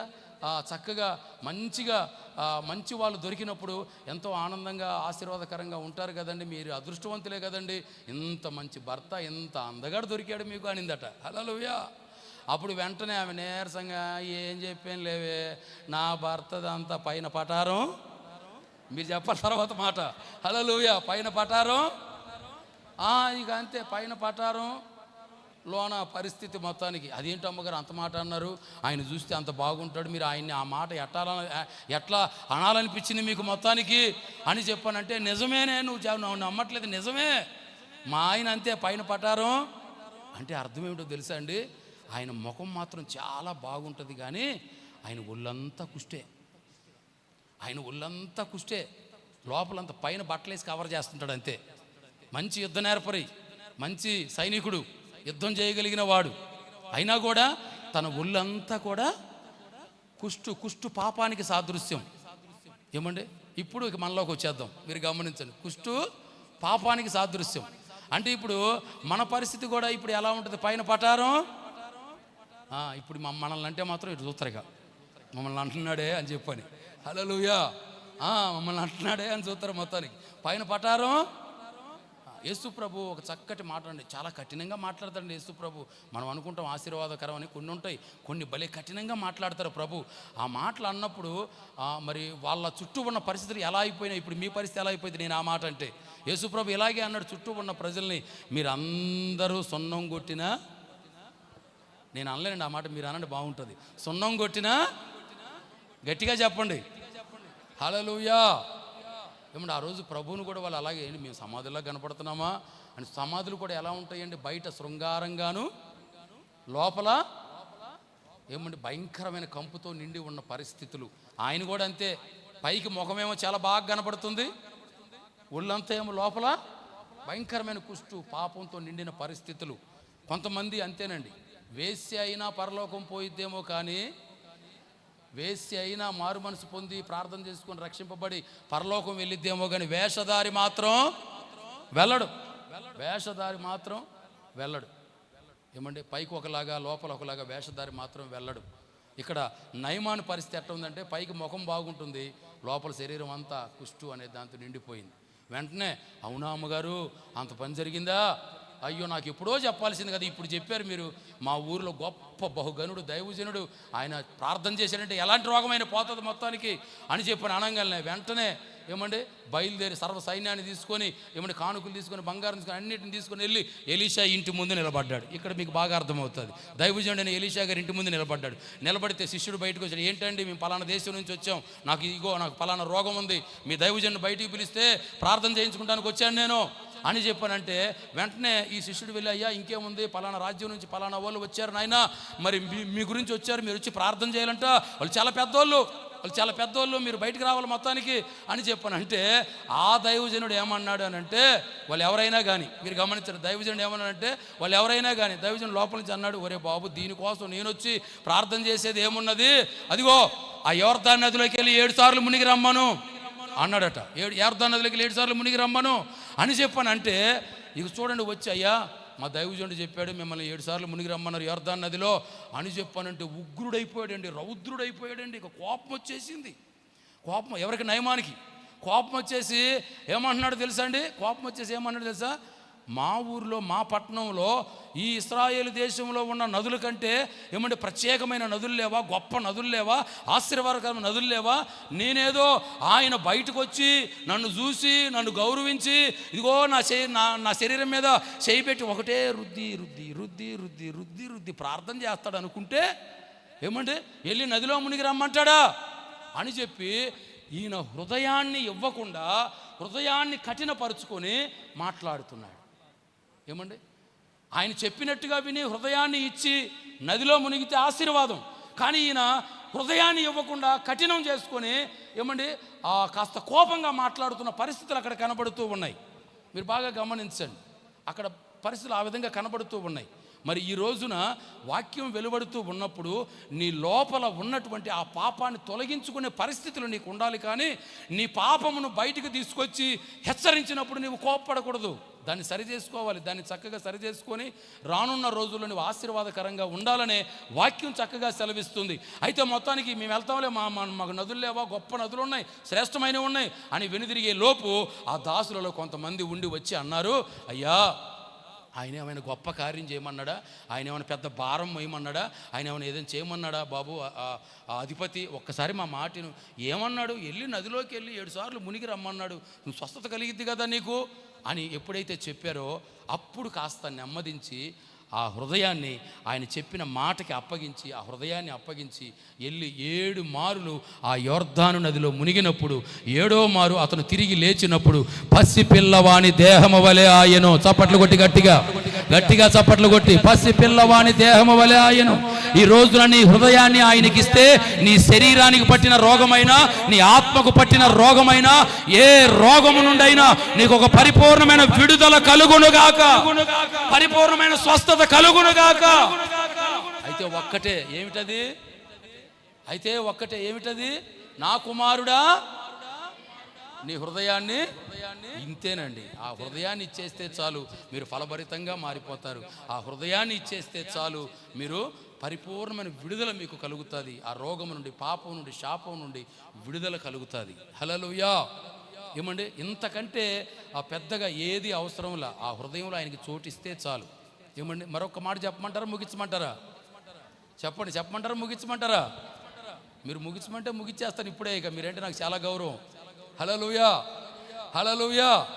మీరు బాగా గమనించండి. ఏమండి, ముగించినా ఇంటికి వెళ్ళి ఏం చేస్తారు చెప్పండి? ముగించినా ఇంటికి వెళ్ళి ఏం చేస్తారు? ఇంటికి వెళ్తే తాలింపుల వాసన వస్తుంది. ఇంటికి వెళ్తే పిల్లలు తినేది మన కంటికి మనకు కనబడుతుంది. ఈ ఆవురావురమైన ఉన్న పరిస్థితుల్లో వాడేదైనా తింటున్నాడు అనుకో, పీక్కొని తినాలనిపిస్తుంది మనకి. నిజం. ఎందుకంటే ఆ లోపల పరిస్థితులు అట్టుంటాయి మనకి. ఏమండి, మనమేదో ఉపవాసం ఉంటామా, ఉపవాసం ఉండి ప్రార్థన చేసుకుందాం అనుకుంటాం మనం.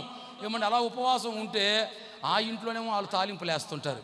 అదేమో స్మెల్ పప్పుసారి తాలింపు వేసినప్పుడు వస్తుంది, అసలు ఇక కరివేపాకు వేసినప్పుడు వస్తుంది మొత్తానికి. హల్లెలూయా. నాకేం అవసరం లేదండి, పల్సగా పప్పుసారు, మంచి ఆమ్లెట్, 2 అప్పడాలు ఉంటే 2 గిన్నెలు అవలేలగా. హల్లెలూయా. అర్థమవుతుందా? 2 గిన్నెలు అవలేలగా మొత్తానికి. మీరు బాగా గమనించండి. అదే శ్రేష్టమైంది. మనం అనవసరంగా ఇక ఏదో అలవాటు చేసుకొని, మీరు మమ్మల్ని గౌరవించి, అయ్యో సేవకులు వస్తున్నారు చికెన్ పెట్టకపోతే ఎట్ట, సేవకులు వస్తారు మటన్ పెట్టకపోతే ఎట్ట, సేవకులు వస్తారు బిర్యానీ పెట్టకపోతే ఎట్ట అని చెప్పి మీరు మా మీద ప్రేమ చూపించి గౌరవించి అయ్యి పెడుతుంటారు. మాకు అలవాటు అయిపోయింది ప్రాణం. ఏమంటే అలవాటు అయిపోయి ఇప్పుడు ఒక్కసారి పప్పుసారి అంటే తింటాం మొత్తానికి. 2 రోజులు అయిన తర్వాత అనిపిస్తుంది, ఏంటి ఏమి రావట్లే. హల్లెలూయా. ఏంటి ఏమి రావట్లే, పళ్ళేమో దురదగా ఉన్నాయి మొత్తానికి అన్నట్లు అనిపిస్తుంటుంది. మొత్తానికి అలవాటు అయిపోయింది ప్రాణం. ఏం చేద్దాం చెప్పండి? మనకేమో ఇప్పుడు వచ్చే మాటలు అవన్నీ ఉంటాయి, మనకేమో బయట ఇవన్నీ అలవాటు అయిపోయి. హల్లెలూయా. మరొక మాట చెప్తాను చూడండి. హృదయాన్ని దేవుడు ఎందుకు ఇవ్వమన్నాడు? ఫలభరితంగా మార్చడానికి, స్వస్థపరచడానికి దేవుడు నీ హృదయాన్ని ఆయనకి ఇచ్చేయమన్నాడు. మరొక మాట చెప్పి నేను ముగిచ్చేస్తానండి, మీరు శ్రద్ధగా ఆలకించండి. కీర్తనల గ్రంథం 104వ కీర్తన 15వ చరణం. 104వ కీర్తన 15వ చరణం.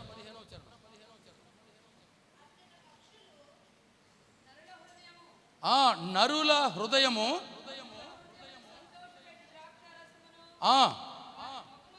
వారి మొగములకు మెరుగునిచ్చు తైలమును.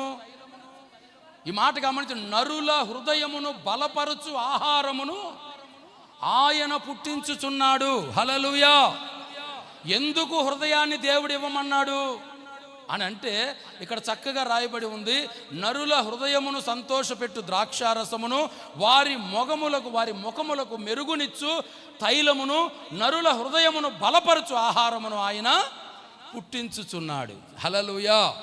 పుట్టించుచున్నాడు ఆహారాన్ని ఆయన చాలా మాటలు అక్కడ చక్కగా వ్రాయబడి ఉండండి. హృదయాన్ని దేవునికి మనం ఎందుకు సమర్పించాలి, హృదయాన్ని దేవునికి ఎందుకు మనం ఇవ్వాలి అని చెప్పానంటే, అక్కడ ఉంది కదా, వారి మొగములకు మెరుగునిచ్చు తైలమును, నరుల హృదయమును బలపరచు ఆహారమును ఆయన పుట్టించుతున్నాడు. ఈ మాటలోకి వెళ్దామండి. వెళ్ళే ముందు ఒక చిన్నది చెప్తాను. పైన ఉంది కదా, ఏమది గుర్తొచ్చింది? వారి మొగములకు, చెప్పాలి స్వరమితి, వారి ముఖములకు మెరుగునిచ్చు తైలమును. హల్లెలూయా. వాక్యం ఉంది కదండి, అక్కడ వాక్యం రాయబడి ఉంది కదా. అంటే ఇప్పుడు మన ముఖాలు మెరుగవ్వాలి, మన ముఖాలు ప్రకాశించాలి, మన ముఖాలు కలకల్లాడాలి అంటే ఏం వాడాలి చెప్పండి? ఏం వాడాలి? నవ్వుతారేంటి? నా వైపు చూసి చెప్పండి. ఏం వాడాలి మనం అక్కడ? మన ముఖాలు మెరుగవ్వాలి అని ప్రకాశించాలంటే ఏం వాడాలి? తైలం వాడాలి. మరి మనమేం వాడుతున్నాం చెప్పండి? మనమేం వాడుతున్నాం? ఇప్పుడు నేను ఇవన్నీ చెప్పాను అనుకో, ఈ పాస్టర్లకి ఏం పని లేదు, లేచిన కానించి మా మోకాల మీద పడతారు, మేము ఏం పూసుకుంటే ఎందుకు వీళ్ళకి, మేము ఏం రాసుకుంటే ఎందుకు వీళ్ళకి అని చెప్పని. అంటే నేను వాక్యమే చెప్తున్నాను, నేను బయటికి ఏం వెళ్ళట్లేదు. మీ ముఖాలు ప్రకాశమానంగా ఉండాలి, మీ ముఖాలు తేదీప్యమానంగా వెలగాలి, మీ ముఖాలు చక్కగా మెరుగుపరచబడాలి, మీ ముఖాలు చక్కగా అందంగా కనబడాలన్న ఉద్దేశంతోనే చెప్తున్నాను. మీ ముఖాలకి ఇక మీదట ఏం రాసుకోవాలి? తైలం అంటే పరిశుద్ధాత్మ అండి. హల్లెలూయా. తైలం అంటే పరిశుద్ధాత్మ. ఎప్పుడైతే పరిశుద్ధాత్మ చేత నింపబడతామో అప్పుడు నీ ముఖం ప్రకాశిస్తుంది. ఎప్పుడైతే నువ్వు మోకరిస్తావో, మోకాలు ఎంత నల్లబడతాయో నీ ముఖం అంత తెల్లబడిద్ది. ఏమండి, తెల్లబడాలనుకునే వాళ్ళందరూ మోకరించండి. హల్లెలూయా. మోకాలు నల్లబడేటట్టు మోకరించండి. మీ మోకాలు తెల్లగా అవ్వకపోతే ఆ తర్వాత వచ్చి నన్ను అడగండి. హల్లెలూయా. మీ మోకాలు నల్లబడ్డాకే వచ్చి నన్ను అడగండి. ఏమంటే ఇప్పుడు మా మొఖాలు తెల్లబడ్డాయా లేదని. వాస్తవం అది. తైలం అంటే పరిశుద్ధాత్మ అండి. పరిశుద్ధాత్మ చేత నింపబడితే మన మొఖాలు చక్కగా మెరుగవుతాయి, ప్రకాశిస్తాయి, అనేకులకు మనం ఆశీర్వాదకరంగా కనబడతాం. ఒక తేదీప్యమైన వెలుగు మన మొఖాలలో కనబడుతుంది. ఏమంటే అంతేగాని ఏమంటే ఆ లోకంలో ఒక చక్కటి మాట ఉంటుంది, పూసిన పువ్వు వాడక తప్పదు, రాసిన ఏమో మీరేం చెప్పట్లా, మాట్లాడతలేదు అఖిల్లో. హల్లెలూయా, హల్లెలూయా. మీరు బాగా గమనించండి, రాసిన రంగు రాలక తప్పదు. నేను మిమ్మల్ని ఏం పూసుకోవద్దు, రాసుకోవద్దు, నేనేం అంటలేదండి. మేము ఎంత చెప్పినా మీరు చేపించే పేషీలు చేపిస్తూనే ఉంటారు. మేము ఎంత చెప్పినా గుండ్రంగా చేస్తూనే ఉంటారు. మేము ఎంత చెప్పినా వీళ్ళేం తక్కువ కాదు. మేము ఎంత చెప్పినా సైడ్ శాంపుల్ వెరైటీగా గురికిస్తుంటారు. ఏందో పెద్ద స్టైల్ ఈ మధ్య, అది ఏదబ్బా నాకు రాల నోటికి. హల్లెలూయా. ఏంది చక్కగా ఒక లెవెల్లో చేపిస్తున్నారు మొత్తానికి. ఏమండి వాక్యం ఉంది, మీ కనుబొమ్మలు గుండ్రం చేయకూడదట, మీ చెంపలు సైడు ఒక విధంగా మీరు చేసుకోకూడదు అని చెప్పిన వాక్యమే చక్కగా చెప్తుంది. ఏమండి మీరు గమనించండి, మేము వచ్చినప్పుడన్నా ఇట్లాంటి చెప్పి వెళ్ళిపోతే సరిపోతుంది. తర్వాత ఆశీర్వాదకరమైన మాటలు మీరు చక్కగా వింటారు. హల్లెలూయా, హల్లెలూయా. మీరు గమనించండి, కొంతమంది అదొక స్టైలు. ఏమంటే ఇప్పుడు లేడీస్ని కూడా మనం చక్కగా గమనిస్తూ ఉన్నాం. పాపం వాళ్ళకి జుట్టు అంటే ఇష్టం ఉంటలే. చాలామంది జుట్టు కోసం అల్లాడుతున్నారు. కొంతమందికి జుట్టు అంటే ఇష్టం ఉంటలే. వాళ్ళు కూడా మాకులాగే క్రాప్ చేయించుకుంటున్నారు. చేయించుకొని ఈ సైడు 2-3 గీతలు పెడుతున్నారు, ఈ వెనక 2-3 గీతలు పెడుతున్నారు. ఎందుకురా, నేను బాగా ఆలోచించా మొత్తానికి, ఈ గీతలు ఎందుకురా నాయన, ఏంట్రా ఈ పరిస్థితి అంటే, మనం ఇప్పుడు ఏమంటే బైక్ మీద వెళ్ళాలంటే హైవే రోడ్డు కావాలి, రోడ్డు కావాలి మొత్తానికి. అలాగే తలలో ఉన్న పేలు తిరగడానికి ఒక రోడ్డు కావాలా? అర్థమైందా? తలలో ఉన్న పేలు తిరగాలంటే ఒక రోడ్డు కావాలా? అందుకు ఇది మీరు గమనించాలి. అందుకు ఈ లైన్స్ నేను చాలా సెర్చ్ చేస్తే కానీ నాకు అర్థం కాల, చాలా ఆలోచిస్తే కానీ అర్థం కాల, ఎందుకు గీతలు పెడుతున్నారు వీళ్ళు అని చెప్పని. అప్పుడు అర్థమైంది, ఓహో ఈ పేలు ఈ జుట్టులో తిరగడానికి ఇబ్బంది పడుతున్నాయి, అందుకని వాటికి చక్కగా లైన్ వేశారు మొత్తానికి. ఎన్నెన్ని వ్యవహారాలని, ఎన్నెన్ని పరిస్థితులండి. మరి ఇవన్నీ మన హృదయంలో పెట్టేసుకొని ఏమండి, దేవుడు వచ్చి నివాసం చేయాలంటే ఎక్కడ నివాసం చేస్తాడు? దేవుడు వచ్చి ఉండాలంటే ఎక్కడ ఉంటాడు? ఒక 2 లేడీస్ వెళ్తున్నారు, ఆ పక్కనే రోడ్డు పక్కనే ఒక ఆయన ఉన్నాడు. ఏమండి ఆయన అంటాడు, ఈ లేడీస్ని చూసి ఏమండి ఈ 2 లేడీస్ని చూసి ఆ రోడ్డు పక్కన నేను అంటాడు, అమ్మాయి ఇది నా ఏరియా, మీకు అర్థమై ఉండాలా, ఇది నా ఏరియా, మీ ఏరియా కాదు అన్నాడు. అంటే అర్థం ఏమిటంటే వీళ్ళ ప్యాంట్లు చినిగిపోయినాయి, వాడి ప్యాంట్లు చినిగిపోయినాయి, వాడు అడుక్కునేవాడాడు, వాడు అంటాడు చూసి, మీరు ఎక్కడ తయారయ్యారు, ఇది నా ఏరియా, మీ ఏరియా ఎక్కడ కాదు అని చెప్పని అంటున్నాడు మొత్తానికి. అర్థమవుతుందా? అంటే వారి మొగములకు మెరుగునిచ్చు తైలం. అంటే ఈ మాటలు ఎందుకు చెప్తున్నారంటే కొన్ని మనకు అర్థమవుతాయి, కొన్ని మీరు కూడా మళ్ళీ ఒకటే వాక్యం చెప్తున్నాడు నీరసంగా ఉంటారని ఏదో మధ్యలో అట్లా బయటికి వెళ్ళి వచ్చానంతే, ఏమనుకోమాకండి.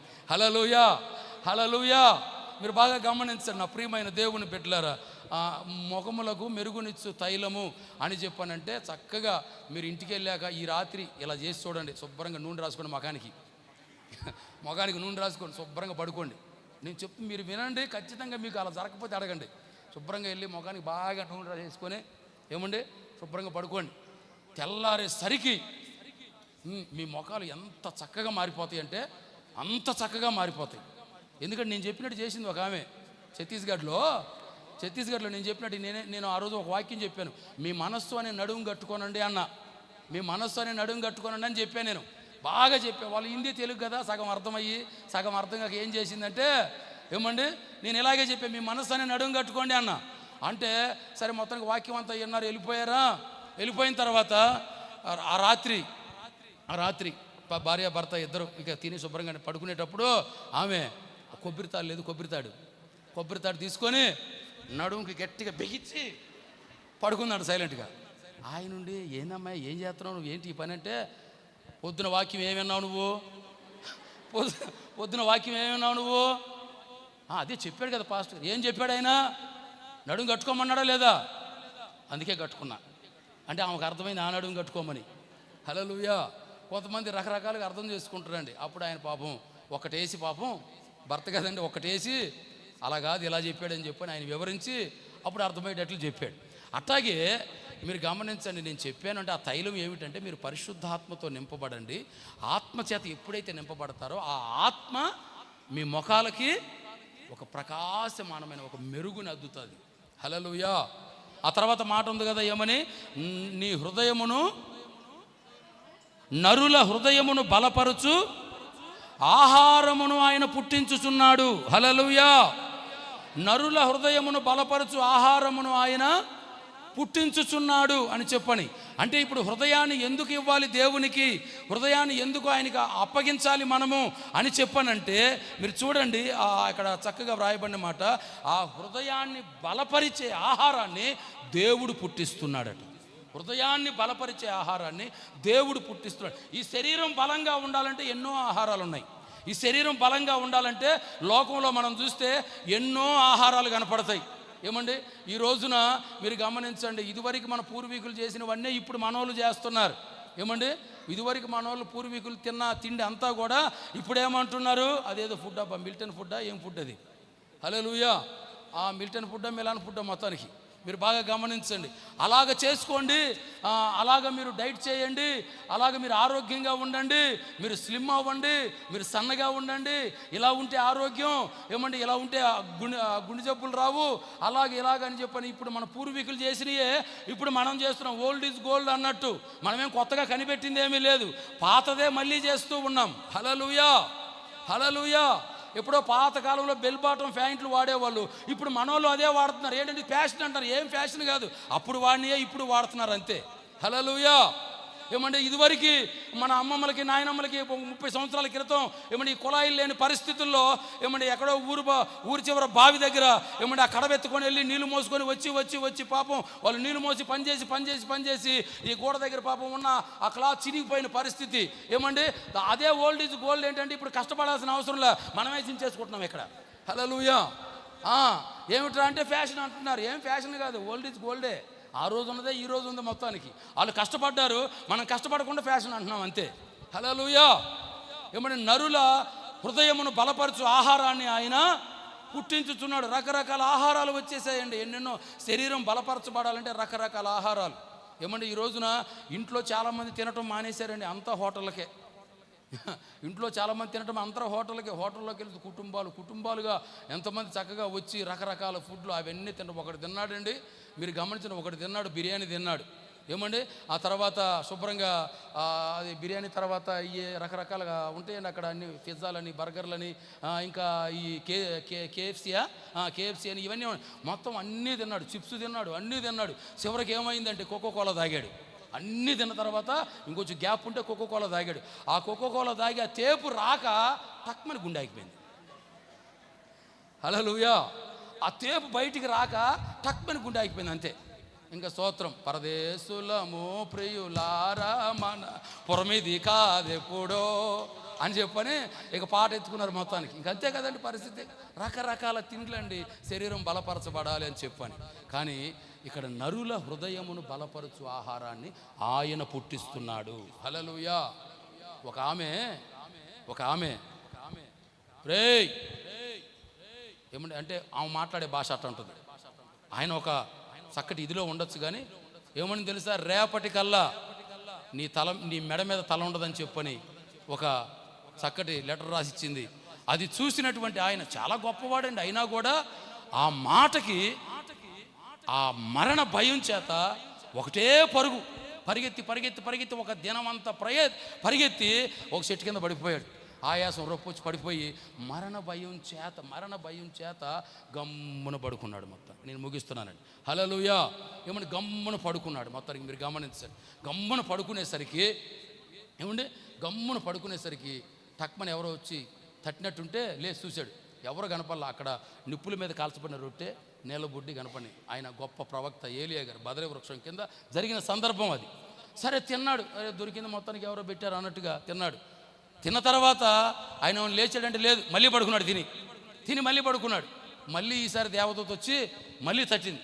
ఏమంటే మళ్ళీ తట్టి మళ్ళీ లేపి అప్పుడు దేవదూత చెబుతుంది, బహుదూర ప్రయాణం ఉంది నీకు, కాబట్టి ఇగో ఈ ఆహారాన్ని తిని నీ ప్రాణాన్ని నువ్వు బలపరుచుకొని నువ్వు లేచి పరిగెత్తు అని చెప్పని. హల్లెలూయా. హల్లెలూయా. మరణ భయం చేత అల్లాడిపోతూ ఉన్న అతని జీవితంలో అతని హృదయాన్ని, అతని ప్రాణాన్ని బలపరచగలిగిన ఆహారాన్ని దేవుడు అనుగ్రహించాడు. ఆ ఆహారాన్ని తిని నీవు బహుదూర ప్రయాణం చేయవలసి ఉంది. నువ్వు బహుదూరం ప్రయాణం చేయాలి. ఏమంటే బహుదూర ప్రయాణం, మనకి ఇంకా ప్రయాణం ఉందండి. మనం ఎక్కడే అలసిపోలేదు, ఎక్కడే నీరసిల్లిపోలేదు, ఎక్కడే మనం భయభ్రాంతులకు గురైపోవాల్సిన అవసరం లేదు. ఇంకా మనకి చాలా దూరం ప్రయాణం ఉంది. అందుకనే అపోస్తుడైన పౌలు గారు ఒక చక్కటి మాట అంటారు. ఎఫెసీయులకు రాసిన పత్రికలో 5వ అధ్యాయం 14వ వచనంలో అంటాడు, నిద్రించుచున్న నీవు మేల్కొని మృతులలో నుండి లెమ్ము, క్రీస్తు నీ మీద ప్రకాశించుచున్నాడు. చప్పట్లు కొట్టి గట్టిగా. నిద్రించుచున్న నీవు మేల్కొని నీవు మృతులలో నుండి లెమ్ము, క్రీస్తు నీ మీద ప్రకాశించుచున్నాడు. హల్లెలూయా. ఎంతమంది నిద్రావస్థలో ఉన్నారు, ఎంతమంది అంటే మృతులలో నుండి పైకి లేవమంటున్నాడు, మృతుల నుండి నువ్వు లెమ్ము అంటున్నాడు. అంటే నిద్రించిన వాడు చచ్చిన వానితో సమానం. ఎంతమంది చచ్చిన పరిస్థితుల్లో ఉన్నారు, దిగజారిపోయిన పరిస్థితుల్లో ఉన్నారు. హల్లెలూయా. ఆ స్థితిలో నుండి ఇదిగో నీవు మేల్కొని నిద్రలో నుండి పైకి లే అంటున్నాడు. ఎందుకని? క్రీస్తు నీ మీద ప్రకాశిస్తున్నాడు. హల్లెలూయా, హల్లెలూయా. ఏమంటే ఆ తర్వాత ఏలియా లేచి బహుదూర ప్రయాణం చేసి హోరేబు అనే దేవుని పర్వతానికి చేరుకున్నాడు. అక్కడ దేవుడు మెల్లనైన స్వరంతో మాట్లాడి అంటూ ఉన్నాడు, ఎందుకు నిన్ను ప్రాణాన్ని బలపరుచుకోమన్నాను, ఎందుకు ఆహారం తిని ప్రయాణం చేయమన్నాను అని అంటే, ఇదిగో నీ వలన నీవు రాజుల్ని అభిషేకించాలి, ప్రవక్తల్ని అభిషేకించాలి. మన పట్ల ఏమంటే మన వలన రానున్న సంవత్సరంలో దేవుడు గొప్ప కార్యాలు చేయబోతున్నాడు, ఘనమైన కార్యాలు చేయబోతున్నాడు, మహత్తరమైన కార్యాలు చేయబోతున్నాడు, అద్భుతాలు చేయబోతున్నాడు, ఆశ్చర్యమైన కార్యాలు చేయబోతున్నాడు. ఖచ్చితంగా ఈ బహుదూర ప్రయాణములో నీ హృదయాన్ని బలపరిచే ఆహారాన్ని దేవుడు నీకు పుట్టించునుగాక, దేవుడు నీకు దయచేయునుగాక, సమృద్ధి నింపునుగాక. హల్లెలూయా. అయితే నిద్రించుచున్న నీవు మృతుల్లో నుండి పైకి లేవాలి. చచ్చిన స్థితిలో నుండి నీవు మరలా బ్రతకాలి. హల్లెలూయా. అలా ఎప్పుడైతే నువ్వు బ్రతకగలుగుతావో ఆయన నీ కొరకు ఆహారాన్ని పుట్టిస్తాడు. ఏమండి? ఆ ఆహారమే వాక్యం. హల్లెలూయా. ఆ ఆహారమే వాక్యం. ఈ ఆత్మ సంబంధమైన ప్రయాణంలో ఇగో వాక్యం అనే ఈ ఆహారాన్ని మన కొరకు దేవుడు పుట్టించాడు. ఈ ఆహారాన్ని మన హృదయం బలపరుచుకునేటట్లుగా, మన హృదయం బలపడేటట్లుగా మన హృదయంలో అది ఉండాలి. హల్లెలూయా. అందుకే ఆయన అంటాడు, నీ హృదయం బలపరచపడడానికి ఆయన ఆహారం పుట్టిస్తున్నాడు గనుక ఇప్పుడు ఆయన ఏమంటాడు, నా కుమారుడా, మర్చిపోకూడదు అది మీరు, నా కుమారుడా నీ హృదయం నాకు ఇమ్ము. హల్లెలూయా. అంటే హృదయాన్ని ఇస్తే ఏమవుతుంది? ఫలభరితంగా మార్చి ఆరోగ్యం ఇస్తాడు. ఏమండి? హృదయాన్ని ఇచ్చేస్తే ఏం చేస్తాడని అంటే ఏమండి, ఆయన నిన్ను బలపరిచి ప్రకాశమానంగా అనేకులకు కనబడేటట్లు చేస్తాడు. ఏమండి? చూడండి, మీరు గమనించిన మనం చక్కగా చూసినప్పుడు హృదయాన్ని నాకు ఇమ్మని దేవుడు అంటున్నాడు కదా. మరి అన్ని సంవత్సరాలు వెళ్తూ వచ్చింది, అన్ని సంవత్సరాలు వెళ్తూ వచ్చింది. ఎన్ని సంవత్సరాలు వెళ్ళినా పండగలు ఆడింది, పాడింది, చక్కగా అందరితో కూర్చొని ఎంతో చక్కగా సంతోషంగా ఉంది. అప్పుడప్పుడు ఏడుస్తూ ఉంది. ఏమంటే అప్పుడప్పుడు తనలో తానే దుఃఖపడుతూ ఉంది. సరే బాగుంది అని చెప్పని ప్రతి సంవత్సరం పండగ వెళ్తుంది, వచ్చేస్తుంది. ప్రతి సంవత్సరాంతం వస్తుంది, ఉపవాస పండగలో వస్తున్నాం, మనలో మనం కుమిలిపోతున్నాం, వెళ్ళిపోతున్నాం. కానీ ఆ సంవత్సరం వచ్చిందట. హల్లెలూయా. ఆ సంవత్సరం వచ్చింది. మొత్తానికి తనలో ఉన్నటువంటి ఆ బాధ, తనలో ఉన్న ఆ నిట్టూర్పు, తనలో ఉన్న ఆ కన్నీళ్లు, ఏమని ఎవరు ఎంత చెప్పినా ఆదరణ కలగలేదు, ఎవరు ఎంత ఓదార్చినా ఆదరణ కలగలేదు, ఓదార్పు కలగలేదు. తన భర్త అన్నాడు, ఇదిగో 10 మంది కుమారుల కంటే నేను ఎక్కువైన వాడిని కాదా అని చెప్పిన అంతగా ఓదార్చినా కూడా హన్నాకి ఎక్కడ ఓదార్పు కలగలేదు. అంతవరకు తన హృదయాన్ని దేవుడికి ఇవ్వలేదు, అంతవరకు తన హృదయంలోనే బాధ భరించింది, అంతవరకు తన హృదయంలోనే నలిగిపోయింది, కన్నీళ్లతో నిండిపోయింది, కన్నీళ్ల మధ్యలో కాపురం కొనసాగిస్తూ ఉంది. అయితే ఎప్పుడైతే ఇక షిలోహులో ఉన్న దేవుని సన్నిధిలోకి వచ్చి పడిపోయిందో తన హృదయాన్ని దేవునికి ఇచ్చేసి తన హృదయాన్ని నీళ్ల వలె దేవుని సన్నిధిలో కుమ్మరిస్తూ వచ్చింది. హల్లెలూయా, హల్లెలూయా. నీళ్ల వలె కుమ్మరిస్తూ వచ్చింది. ఏమండి? ఆ దైవజనుడు ఆ ప్రార్థన చూశాడు, ఆమె పరిస్థితిని గమనించాడు. ఏమంటే ఆ దైవజనుడు ఒకటే అంటున్నాడండి, నువ్వు ఏమంటే ఇక్కడికి వచ్చి ఆ ఇశ్రాయేలు దేవునితో ఇంత ఇదిగా కన్నీళ్లు విడిచి నువ్వు ప్రార్థన చేసుకున్నావు, మనవి చేసుకున్నావు. నువ్వు ఏ మనవి చేసుకున్నావో నాకైతే తెలియదు, కానీ ఖచ్చితంగా నువ్వు ఇశ్రాయేలు దేవునితో చేసిన మనవి ఆయన నీకు దయచేయునుగాక, ఆయన నీకు దయచేయునుగాక. ఇంతవరకు మీ హృదయాన్ని ఆయనకి ఇవ్వలేక మీ హృదయాన్ని మీ దగ్గరే పెట్టేసుకొని మీ కఠిన హృదయంతో ఉన్నారేమో, ఇదిగో ఈ రోజు మీ హృదయాన్ని ఆయనకి ఇవ్వండి. ఆయన నీ హృదయ వాంఛలను తీర్చును.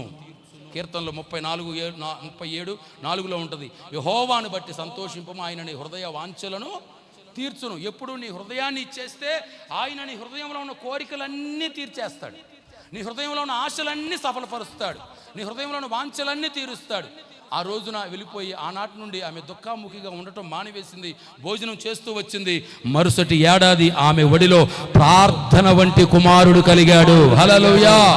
ప్రార్థన వంటి కుమారుడు కలిగాడు. పాలు విడిచిన తర్వాత ఆ కుమారుని తీసుకొచ్చి దేవుని సన్నిధిలో దేవునికి అప్పగించేసింది. ఆ తర్వాత ఆమెకు చాలామంది కుమారులు కుమార్తెలు కలుగుతూ వచ్చారు. అయితే మెట్టుకు నీ హృదయాన్ని ఆయనకిచ్చి నువ్వు ప్రార్థన చేసుకోగలిగితే నిన్ను ఫలభరితంగా మారుస్తాడు, ఆరోగ్యం ఇస్తాడు. ఆ తర్వాత నిన్ను బలపరిచి ప్రకాశమానంగా చేస్తాడు. చివరికి నీ హృదయంలో ఉన్న వాంఛలన్నీ ప్రభు తీర్చునుగాక. అందరూ తల వంచి కళ్ళు మూయండి, ప్రార్థన చేసుకుందాం. అందరూ చక్కగా తలలు వంచి కళ్ళు మూయండి, ప్రార్థన చేసుకుందాం. అందరం కూడా స్వరమెత్తి బిగ్గరగా ప్రతి ఒక్కరం చెప్పిన ప్రతి మాటని తలంచుకొని ప్రార్థన చేసుకుందాం.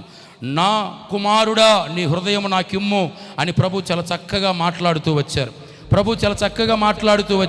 ఈ పగటి కాల సమయం అందరం కూడా ప్రార్థన చేసుకుందాం.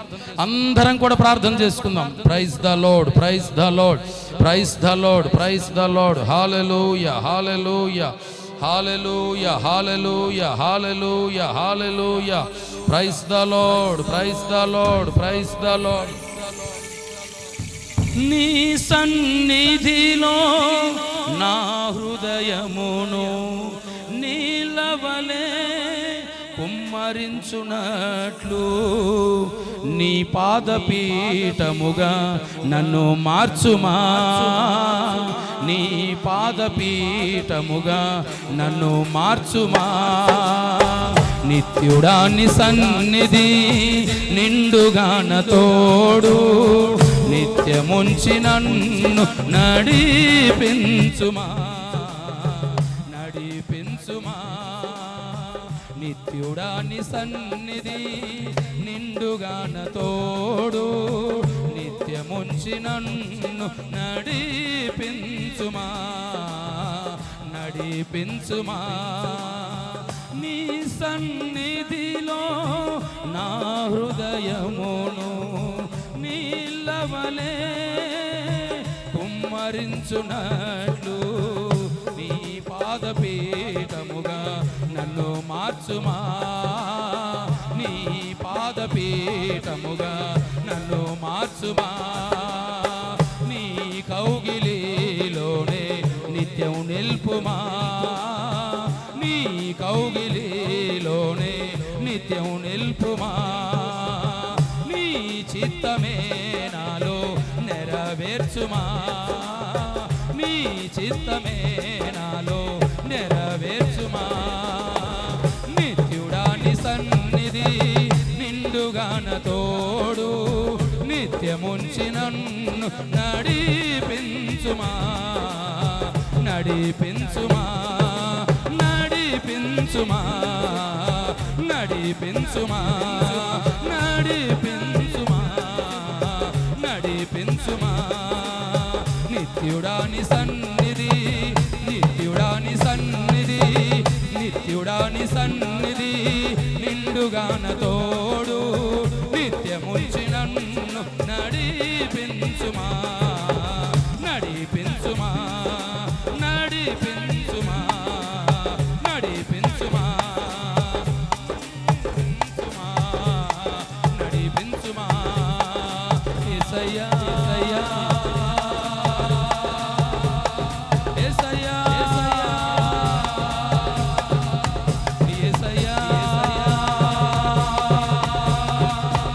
యేసయ్యా, యేసయ్యా.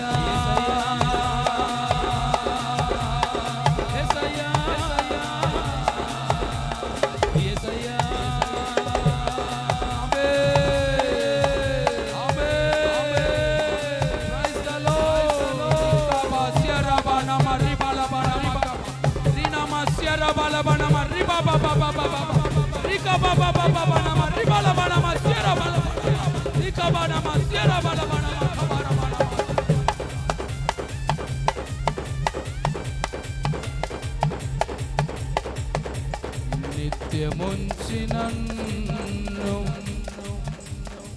నడిపించుమా.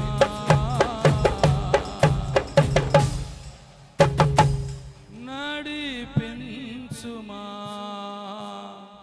ఒక తీర్మానం కలిగి ప్రార్థన చేసుకుందాం అందరం కూడా. నా కుమారుడా, నీ హృదయాన్ని నాకు ఇమ్మని ప్రభువు మాట్లాడుతూ వచ్చి ప్రతి మాటను తలంచుకొని విశ్వాసంతో ప్రార్థన చేసుకుందాం అందరం. అక్క ప్రార్థన చేస్తారు.